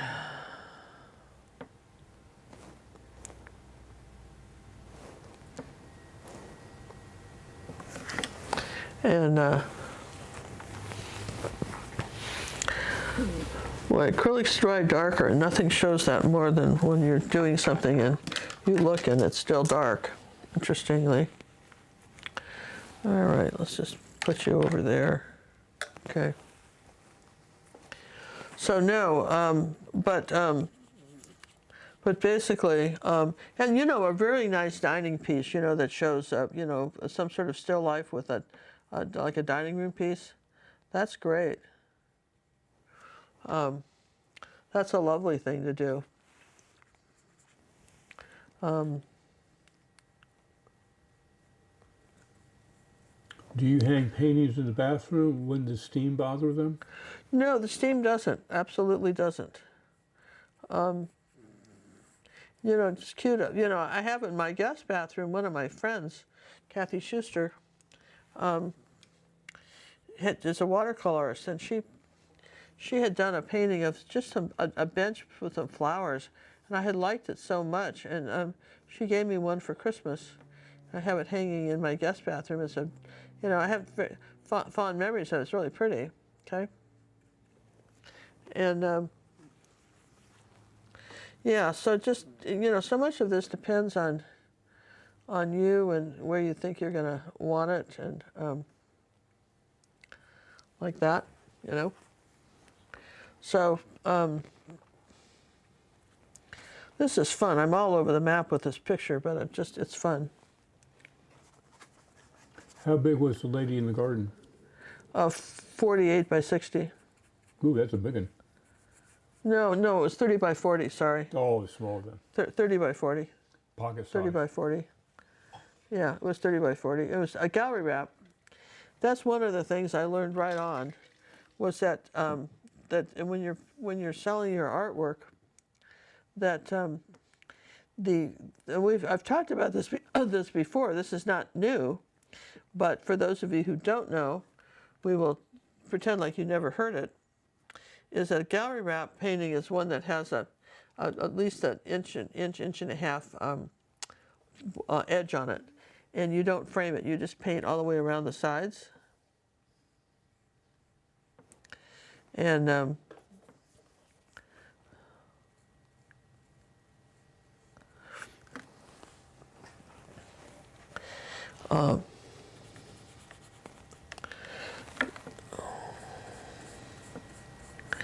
and then when people can frame them, but when they bring it to their home, and then it can hang without the expense of the frame. And then if the gallery wants to sell them a frame, they can. But a lot of times, if you put a frame on it, chances are it's going to get damaged, and then they want a discount because the painting's damaged. Or they would buy it, but they hated your frame. Why on earth would anybody want that? And so then, let's see, what are you? Oh, there's my dagger brush. Yes, that's what I wanted. Yeah. So then they want to some sort of deal, because after all, this was a good painting. If you hadn't put that ridiculously stupid frame on it, maybe I'd want it. So everybody wants a deal. And one of the reasons that you want an art gallery to take your artwork is because they won't cave for the deal. You might say, oh, what the hell, right? I want someone to have it. You seem to like it so much. You have it. They don't have any of those soft funds. They're making money. They have to pay the rent.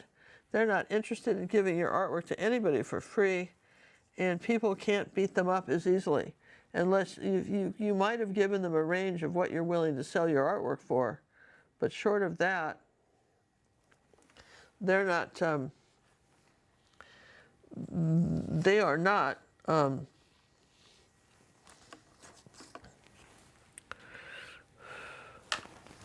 Going to come down on the price, even though you might have been happily willing to do so.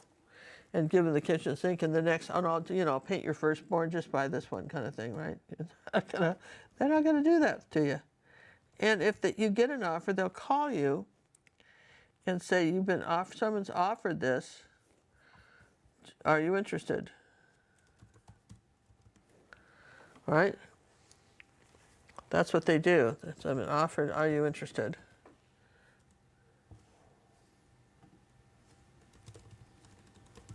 And you have that choice of then deciding if you are interested or not?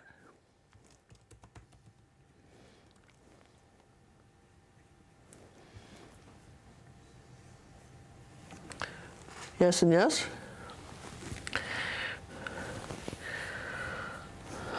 Again with this. Is that dry? I'll get that color eventually.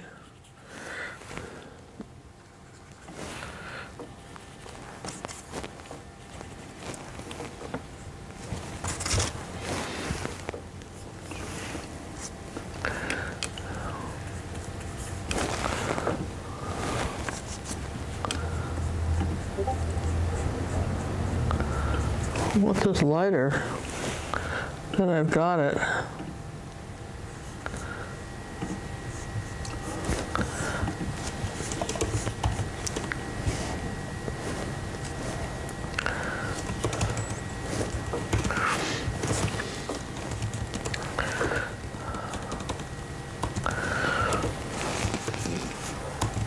It's got to have a little blue in it, but not that much.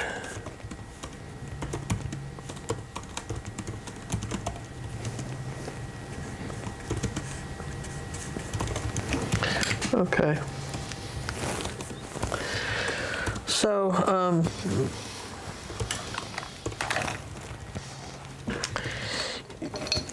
let's see, where were we? Because I've been thinking about this tree here, and I have not been thinking about anything else.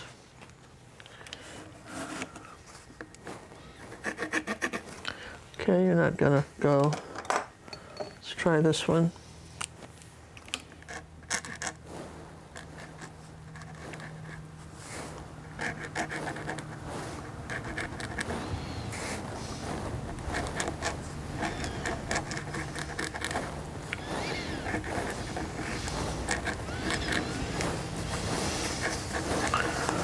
Okay, got to get an idea where I want to put that tree.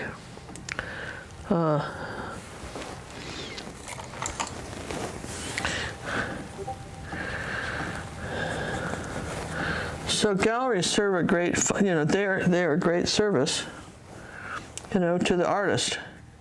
And if they get behind you and sell your artwork for you, that is a wonderful thing.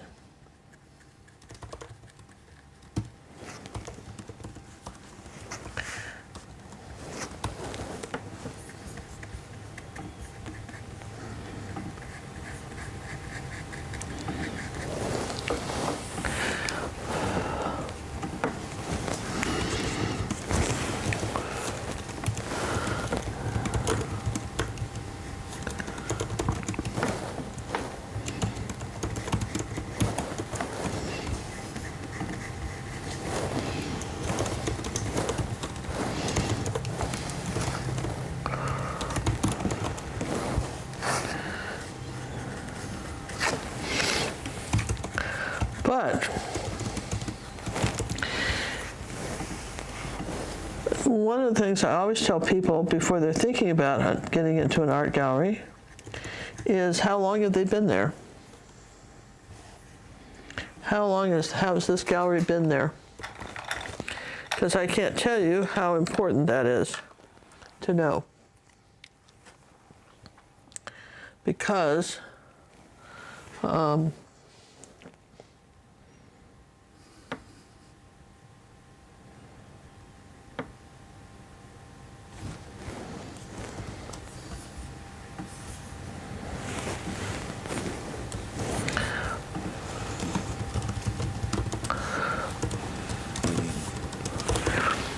almost should have used the flow on that.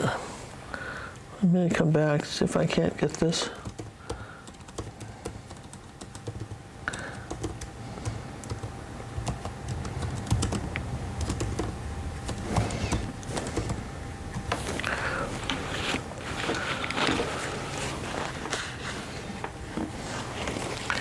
That was fun, too much water on the brush.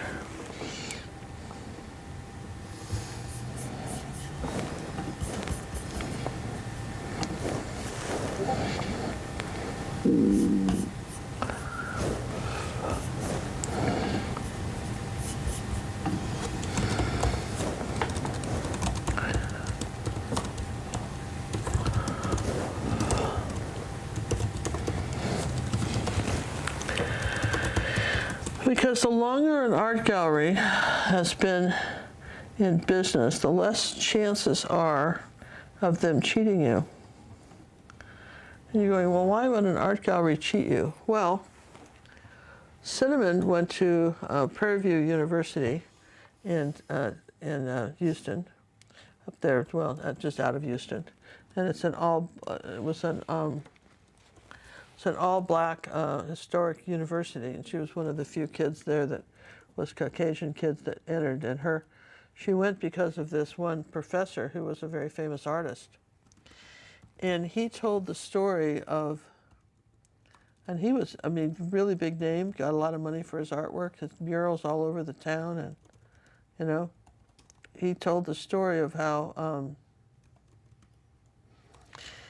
they had told him his artwork, they'd had a fire and his painting had burned in the fire, and they were so sorry. That's just the way it was. And actually, his painting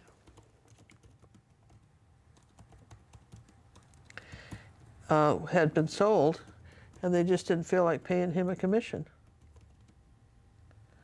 And he was at a party at somebody's house and saw his artwork there. I know, you guys, it's just, you hate to hear these things, don't you? Because you're thinking, man, why are people so terrible? But art galleries are notorious for stuff like that. If you think car dealers are a trip, I have had some dealings with art galleries that would make your head spin. Truly. And you're going, but that can't be right. Surely they wouldn't do that. Oh yeah, my darlings, they do. It's happened all the time. I had this, when Cinnamon was about 5, and Colby was flying hand gliders, we'd gone on a trip on our motorhome, and we'd stopped off in La Jolla for a few days, and you know, went to church, met some friends, and ended up one of the parishioners of the church was, you know, gave art lessons. He was an oil painter, so I signed up to take art lessons from him. I thought that would be fun, right? And so when I was there, an art gallery had moved into the mall, to some mall or something, just opened up an art gallery, and I was in the motorhome, and I had a bunch of the paintings I'd done. So I walked in there, and you know, they just opened, and I said, I've got these paintings I can show you, maybe you'd like to hang some, okay? I'm a tourist, you know, I mean, not staying here that long, but you know, if you sell them, here's my address in Aspen, you can just send me the money. So that was great, right? And I had a wood carving I'd done, and a couple paintings. I still kind of remember those. And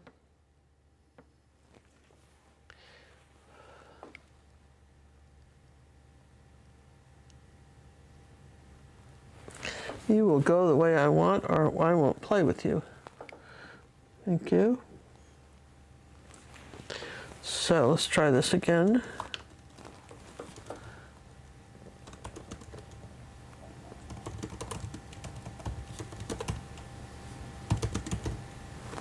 Okay.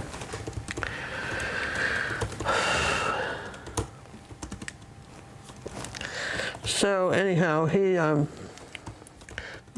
took my artwork, and I was all excited. It was one of the first galleries I'd gotten into. I was just getting into it and so forth, and he had the artwork, and then I think we'd stayed in the area for about a month, and then one day we went by the gallery to see how my paintings were doing.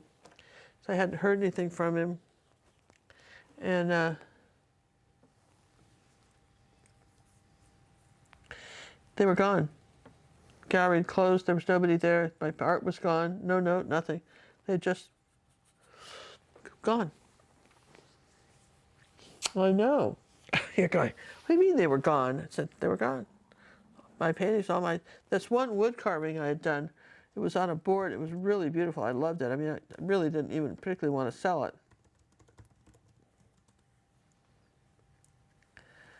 And I mean, I really loved that wood carving. And that was gone too.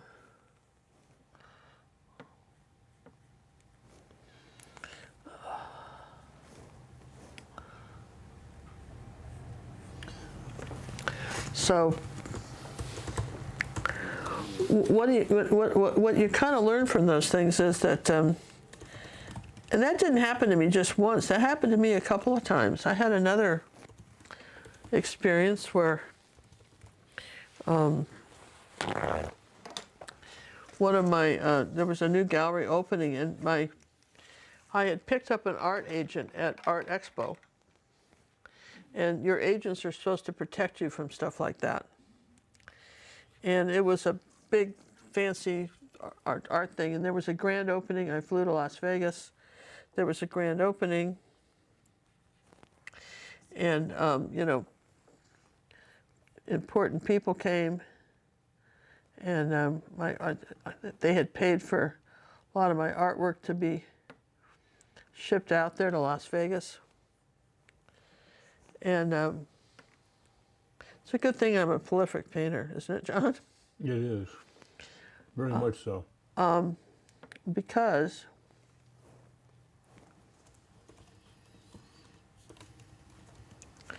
the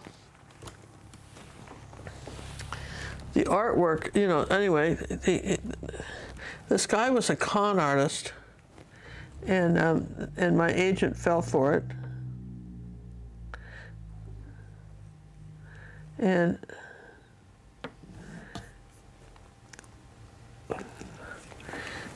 he was out of business in less than 6 months and took my art with him. And you're going, oh no, and I'm going, I know.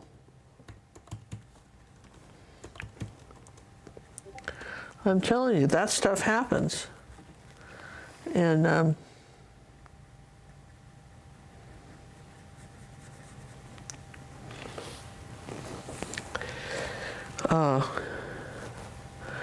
then the art was just gone.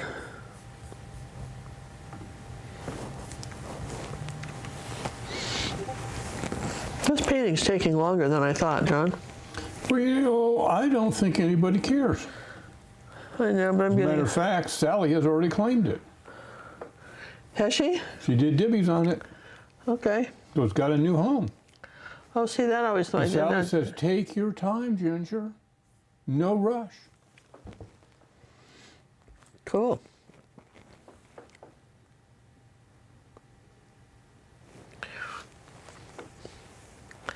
So,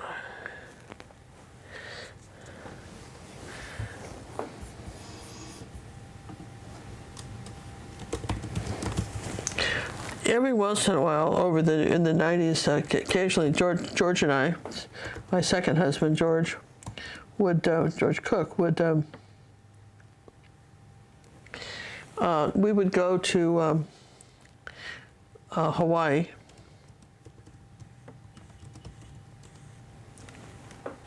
and this particular time we went because my sister,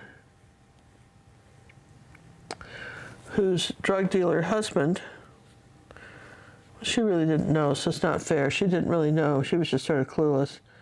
He just kept getting all these free condos from these rich friends of theirs that he worked for. Instead of cash, they gave him, for his drug deliveries, they gave him their condos. This one condo, they got this condo for, so he never took any money, so he didn't go to jail. They just, instead of paying him, you know, they just, at the end of the year, once a year, he got access to this really nice condo in Maui.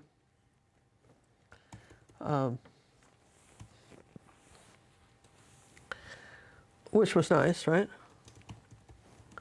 And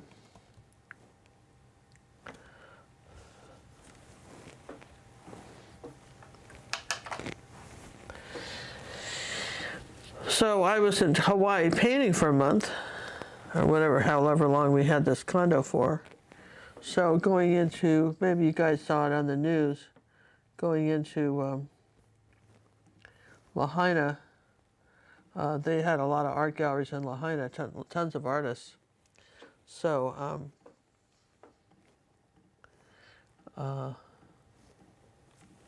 I was able to go around and show the artwork that I've been doing, and I was able to place some in a pretty nice gallery, and their rent was like $10,000 a month. Okay? And so their commission was high because of that, but I did understand that. I absolutely did understand that. And I was just so excited to get into that gallery with some of the artwork I'd been doing. And I had figured out that you wanted to be in a gallery with artwork. You painted the area. So these were beach scenes so they could sell them to tourists. Okay? So I wasn't trying to buck the current by, you know, selling Western art in Hawaii kind of thing, right? You can see how... That makes sense. Yeah, can't you see how that, you know, just doesn't have a good outcome? So, anyhow,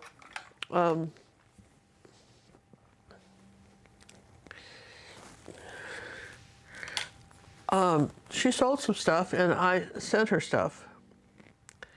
And then she said, and then she, you know, she and I got in sort of disagreement about whether or not she had asked me to send her stuff, which she had, and the stuff never got sent back, and I never heard from her. And I'm pretty sure it just got sold, and that was the end of that little experiment. So the disadvantage of selling your art in a tourist area where you're not, okay, follow me on this? If you're not there, you better hope somebody is there that you know. Yeah? To help you be exposed? Because if something happens, the gallery goes out of business. If they're selling stuff, somebody's got to watch the chickens. And you know what I mean? If there's a fox in the hen house, you need to know. I got you. You know? So I would say, yes, in a tourist area, like for instance, if John and I, if I wanted to get, and for those of you who live in Houston area, the place you want to have a gallery is not in Houston, but in Galveston, which is, there's a gallery row down in Galveston where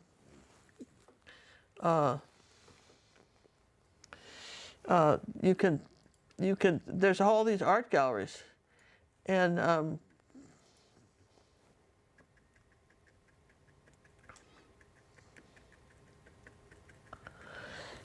which is kind of neat, right? Absolutely. There's all these art galleries down there, and there's like, so they have a gallery row. So if the tourists are coming in from the ships or from somewhere else, you have an audience where you have a shot at being able to sell something. Does that make sense? So I would say, again, and then also, you know, they've got, let's get a different brush.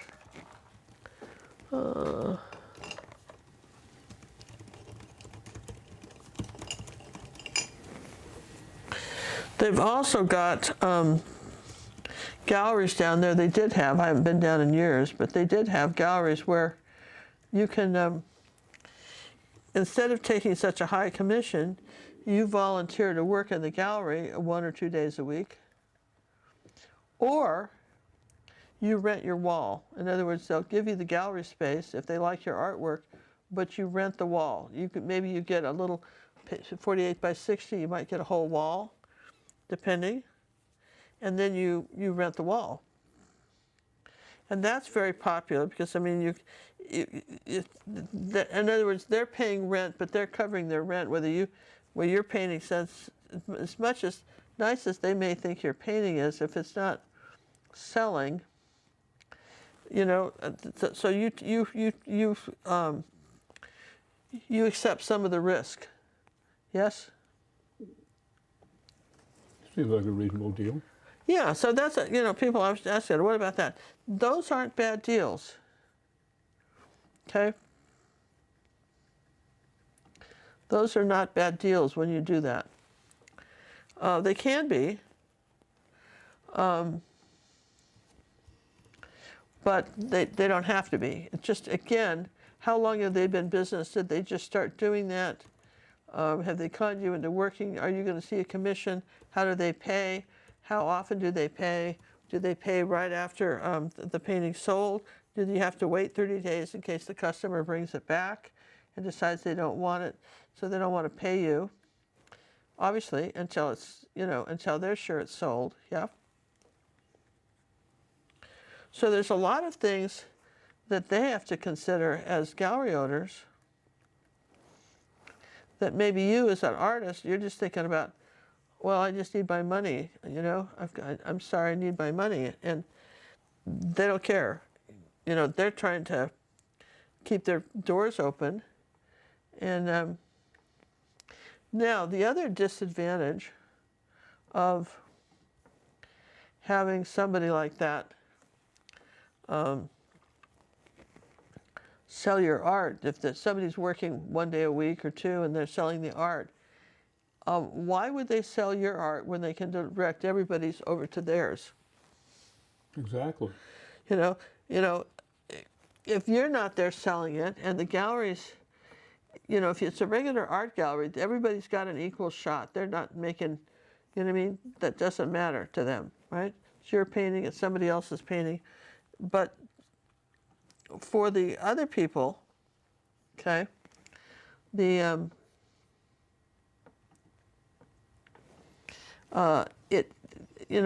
who's benefiting? Because I think that they would want to, who are they going to show? Now, if they're using salespeople, maybe the salesperson likes a particular artist. Maybe they think they're nice artists, or the artist was nice to them, or for whatever reason, they've decided that that they're going to sell that art more than yours, or even going to direct the customer more to that artist, maybe talk that artist up more than you.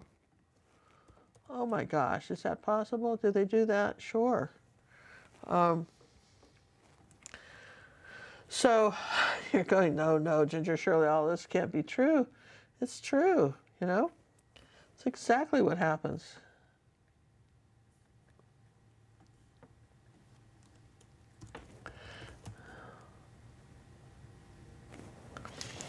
And so then you as an artist are wondering, is my art not selling because the person that they've hired, because chances are it's not the owner that's selling the artwork, it's somebody else. Maybe another artist was nicer to them or whatever, or you weren't. You got to be nice to people that are selling your artwork. Trust me. If you learn nothing from my car sales, remember how many extra calls John got just by bringing the office staff donuts. Never neglect the worker bees, right? Don't neglect them.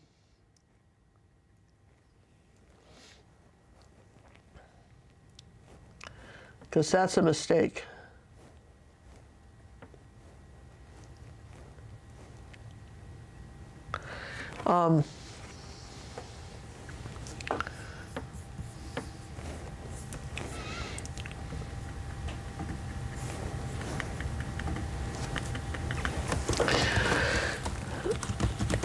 So if it's a salesperson that's there selling the art, maybe one of the framers that works at the store, and the owner leaves, and so that person is being asked to sell the artwork, right?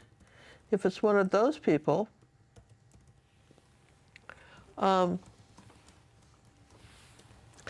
why not talk to them, find out if they're getting a commission, whether they are or not. Why not talk to them and say, listen, if you're willing, if any artwork of mine you sell, I'll give you 5% of the sale. You know, you don't have to discuss that with the owner. Just, you know, just say, listen, I'm willing to do that. Nothing wrong with that, right? So give that person a reason to want to participate in your art career. Okay? It will serve you. You won't be sorry. It will serve you. Now, maybe if you feel that's a little underhanded, you could ask the gallery, if you mind, you know. But anyway, that's just something to think about. Yes and yes?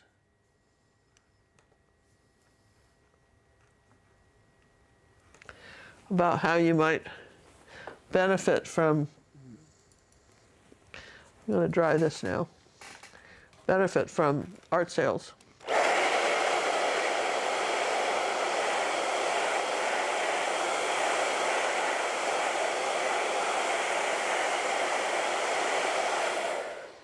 So something that I have frequently recommended for people that are getting into an art gallery, we in review, you want them to have been there a while, yes and yes.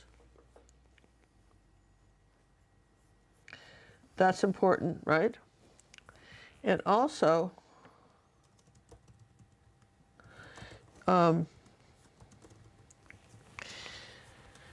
see, what was it now? You've been there a while, and oh yeah, talk to the other artists. Ask to speak to some artists that have been showing there for a while. And then ask the other artists, assuming you can get an honest answer, how this gallery pays. Yeah? Because if they have trouble getting their money, chances are you will have trouble getting yours. Yes and yes? Just saying. And above and beyond that, look around the gallery and see what they're selling. If they're doing a lot of abstract art, and you're doing still life, and they're known for maybe abstract art,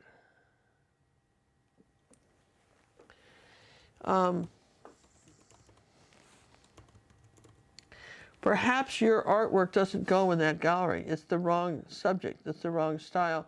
That's not your client. Even if they were saying, sure, bring it, we'll sell it. Talk to the other artists. You know, if you're seriously thinking about doing this, I'd take notes. Because you want to talk to the other notes. You want to see, you want to know what their performance record is, okay?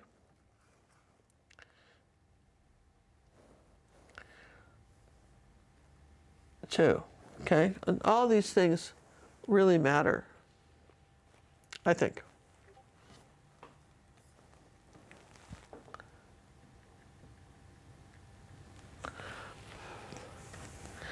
All right, we'll leave that tree alone for now, and we'll just keep moving on here with the painting. So we can keep going a little bit.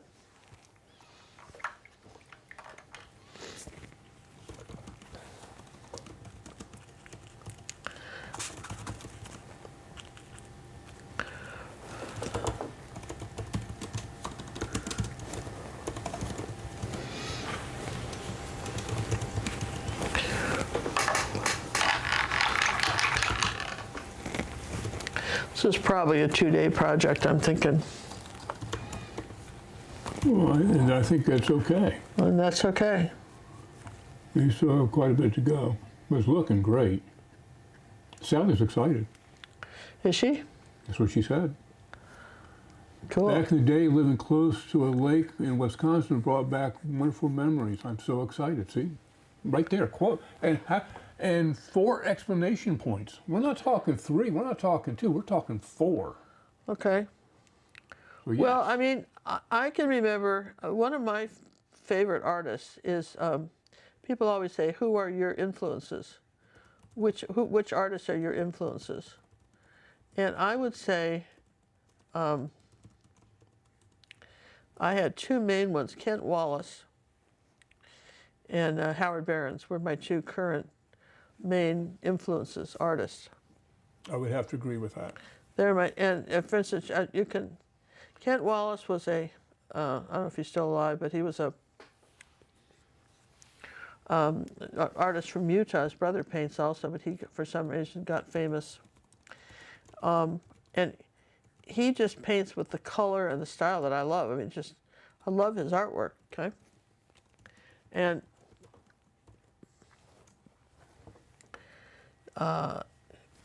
some years ago, back in the 90s, Cinnamon and I found out that he was doing an art show in Dallas. I mean, he's an oil painter, very, very thick oil paint. He's doing an art show in Dallas. And of course, I was excited. I really wanted to go to that, yeah? And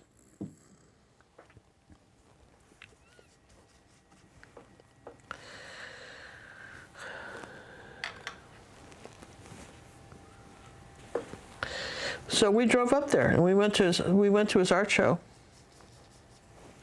And it was wonderful. He was there as an artist. He was there. He'd flown in from Utah.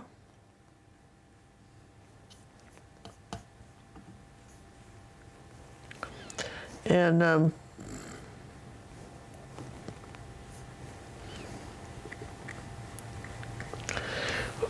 his paintings were just beautiful. The paint on it was that thick. Just beautiful landscape. You can look up Kent Wallace. I've got to tell you, I just love the guy. And there was one painting in particular that I wanted in the worst way. I mean, it was a painting of, just like this painting reminds you of something, is that when I was, if you guys remember talking, I mean, telling you about my childhood friends and my friend Emily, the one that used to say, if you won't play by my rules, you can just go home. Remember that one? Oh yeah, that I girl? remember. Well, her grandmother had a house on Lake Sammamish, which now is a big deal, but back then it was the poor person's lake. Yeah, you had a lake house, but it was on Lake Sammamish. What am I going to tell you? And the Seattle Slough drained from Lake Sammamish into Lake Washington. So if you were rich, you had a lake house on Lake Washington. If you were, I don't know, Ozark poor or something, you know, you had it on. Nowadays, if you have a house on any lake, you're a multimillionaire. But back then, no, not so much, right? So on the, and we would go up with her family, the cousins and all of us would go up, and her dad, my friend Emily's dad, worked for Boeing as a mechanic, auto mechanic, or kind of a plane mechanic, right? And he brought home these inner tubes that they use on airplanes, and they were huge, giant things. And except for the stem on the side of it, blow this up, and you could, you know, 3 or 4 kids could jump on one. And I mean, it was fun, right? And you could jump on them and bounce around. And then when we went out to the lake house, which is, I guess it was his mom's, somebody's mom, grandmother. She always seemed just terribly old to me, but she had this kind of shack. It was really, lake house is too big. She had a shack, man. But, you know, as kids, you don't know those things. You just, you know, she had a lake house and we could go swimming and it was great. Yeah? And that's all that matters. That's all that mattered. And we would, there was a little bit of a dock, but then she had a rope tied to this inner tube and tied to the dock, and it kind of float out of the lake, and we'd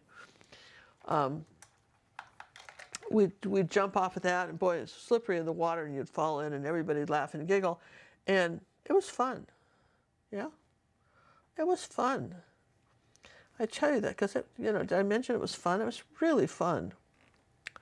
So anyhow, on the way to the lake, on the road to the reason why I'm telling you the story, On the road to the lake, as you drove up this one drive to get there, to get to her house, there were all these little funny old homes, and they had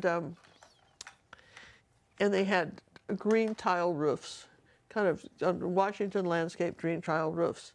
And when we went to this art show by Kent Wallace, I swear to God, he had one of those houses in the painting, in a painting. It was those houses.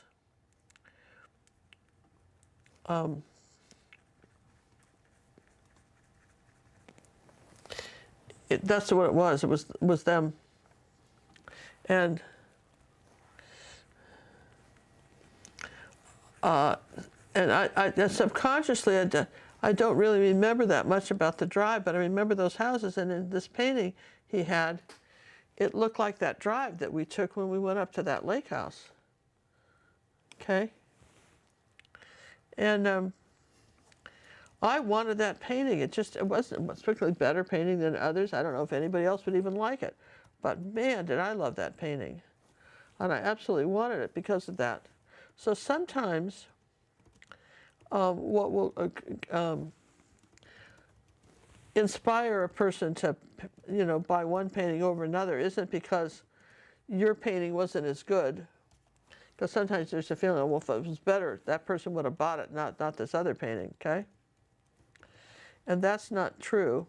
It may very well have been, out of all the paintings he had there, and he had some gorgeous ones. I'm going to move this up. He absolutely had some gorgeous paintings up there.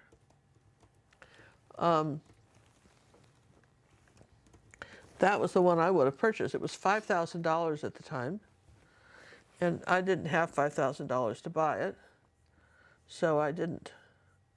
But boy, if I'd had $5,000, I would have gone into debt to get it. I didn't think I even had a $5,000 credit limit, because we didn't do credit cards. But I mean, that's how much I wanted that painting. So sometimes when you're thinking about painting and you're thinking about selling, don't let your ego get in the way of the fact that, maybe somebody in an art gallery bought a painting, or they maybe got into an art show or a contest, and your painting was better than the other person's. You know it because you just, you're not a fool. You know your painting's better, and yet, sadly, that doesn't count for diddly squat. Nobody cares, right? That your painting's better, and they featured it, that somebody else won or somebody else bought the picture. So those are things to keep in mind when you're selling, and also when you're buying, in an art show or selling a painting, is that people, just like this is, Sally likes this because this reminds her of something. The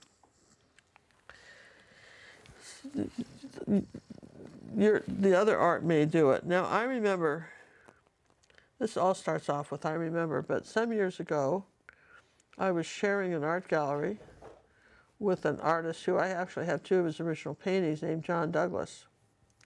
And John worked for the Easy Top as a backup drummer, and he also was a roadie with them and helped them set up. It was really funny because when he came into the art gallery there I guess he had his van all painted up. There's some sort of religious thing on his van. It was like a Bible scene or something. It was really pretty, and I remember leaving, and I showed the gallery owner his artwork. It said, "Come out to the lot and look at this." And she left a note on his van saying if he ever wanted to sell his artwork, she'd have it. And he was shocked anybody bought it. So, but he was an airbrush artist, and he had painted, and he brought it in to show me, he had painted a long painting about, like, say 48 by 30 or something, kind of long and skinny. And what it was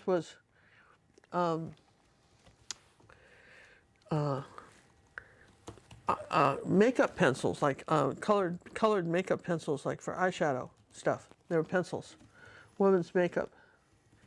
And it was just what it said was something.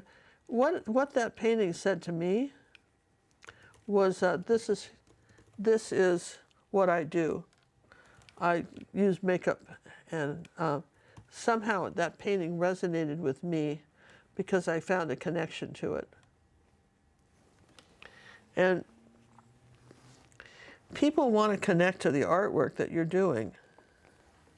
And it may not even be, for instance, you may see someone sell a piece of art that isn't anywhere near as painted well as anything you do, but even though it was badly done, the connection was so strong they didn't care.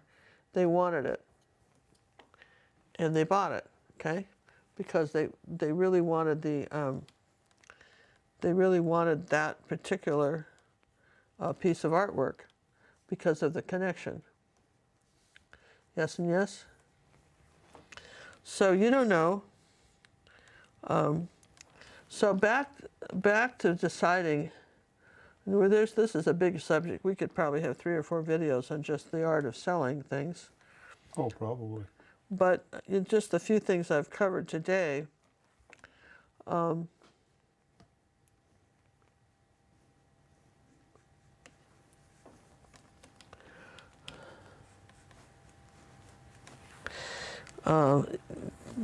connecting to your buyer, right? And who is your buyer? Cinnamon and I, she accompanied me to Art Expo, which is this big art show in New York, and that's another video about that. But so I'm not really discussing that today, but I will discuss the ins and outs of that, right? And one of the things we like to do when we went to Art Expo is go around and see what the other art was. And we ran across this this booth, and the guy there was abstract art, and the girl that was explaining what it was shared with us that the artist that all the red in the paintings was blood. Ooh. Yeah. Like real blood? Yeah, it was abstract, so it was real blood. I don't know if he was murdering people in the backyard or if it was he went to the pound or where he got the blood or robbed blood banks or whatever it was, or using his own blood. But Cinnamon was fascinated and stayed to talk to him. I moved on. I wasn't amused. I didn't like it. I thought it was gimmicky, and I didn't like it. But he was at the wrong art show for that. If he had been at an Anne Rice art show, or had gone to an Anne Rice convention where she Vampire Lestat, you remember that author? Did Vampire Lestat and all that. If he had been to one of her shows, or where she did book readings or something, and passed his card around, he said that, he would have sold out. So you got to know your audience. I might have said this before, but I don't think you can say it enough. Know who's, like, for instance, we all have a tendency, the stuff that, so with this greener,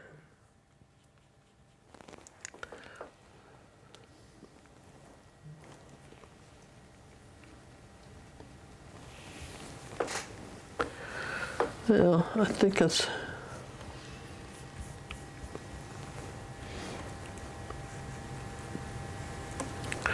so we'll talk more about that tomorrow. I think this is about 5:30. I started, what time, John?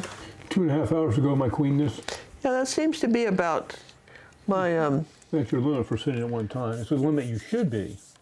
Yeah, that's sort of my limit as far as that goes, and I want to let this dry. Well, when you get done with whatever you're doing, pull it down so you get the full bennies. Yeah, let's move this, and oops, I got to clean that off, but that could be done left. It'll wipe off. Yeah. It'll wipe off. Tub of towels will take anything off. No. So that's not done, but that's a good place to stop, I think, don't you?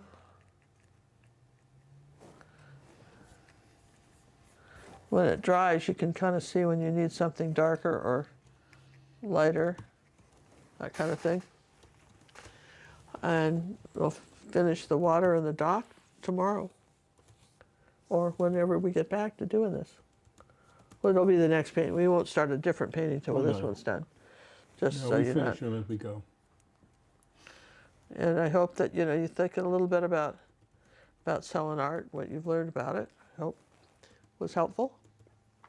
And thanks, Sally. I'm glad you love it. See you guys. Remember, share the videos. One lady wrote and said that she just wanted to learn, and she just didn't care about stories and all that stuff. And you can learn a lot just turn the sound off. You don't want to hear the stories, and just watch how this painting's being done. I promise you, if you do that,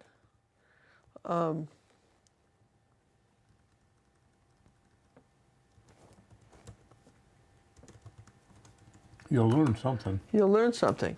Okay? You always do. You just, You can't help it. yeah, you're going to learn something. You absolutely are, right? So just keep that in mind. And listen, have a fabulous day, you guys, for the rest of your day. And love you, and subscribe. And if any of you have had any experiences with bad experiences or good experiences with art galleries, we want to hear that. And we also want to hear about any comments you make on Storytime. We're interested in it. When I get a few more about the UFOs, I will read those on the air somewhere, maybe on a Monday. We'll read those. UFO stories are really good. Some of you wrote some really scary ones. And then, of course, I want to tell you a story about my art agent who was from another planet, too. So, Well, that kind of ties into what we're doing now, the selling of the art. So, yeah. So this will continue. Probably tomorrow we'll do part 2 of what we're doing here and finish this painting up. So we thank everybody for joining us. If you have any questions or comments, please put them after the show in the comments. We're trying to get a little bit more traffic and do a little bit more of the social media. And so we'd appreciate it if you help us grow. thank you. Bye, everyone.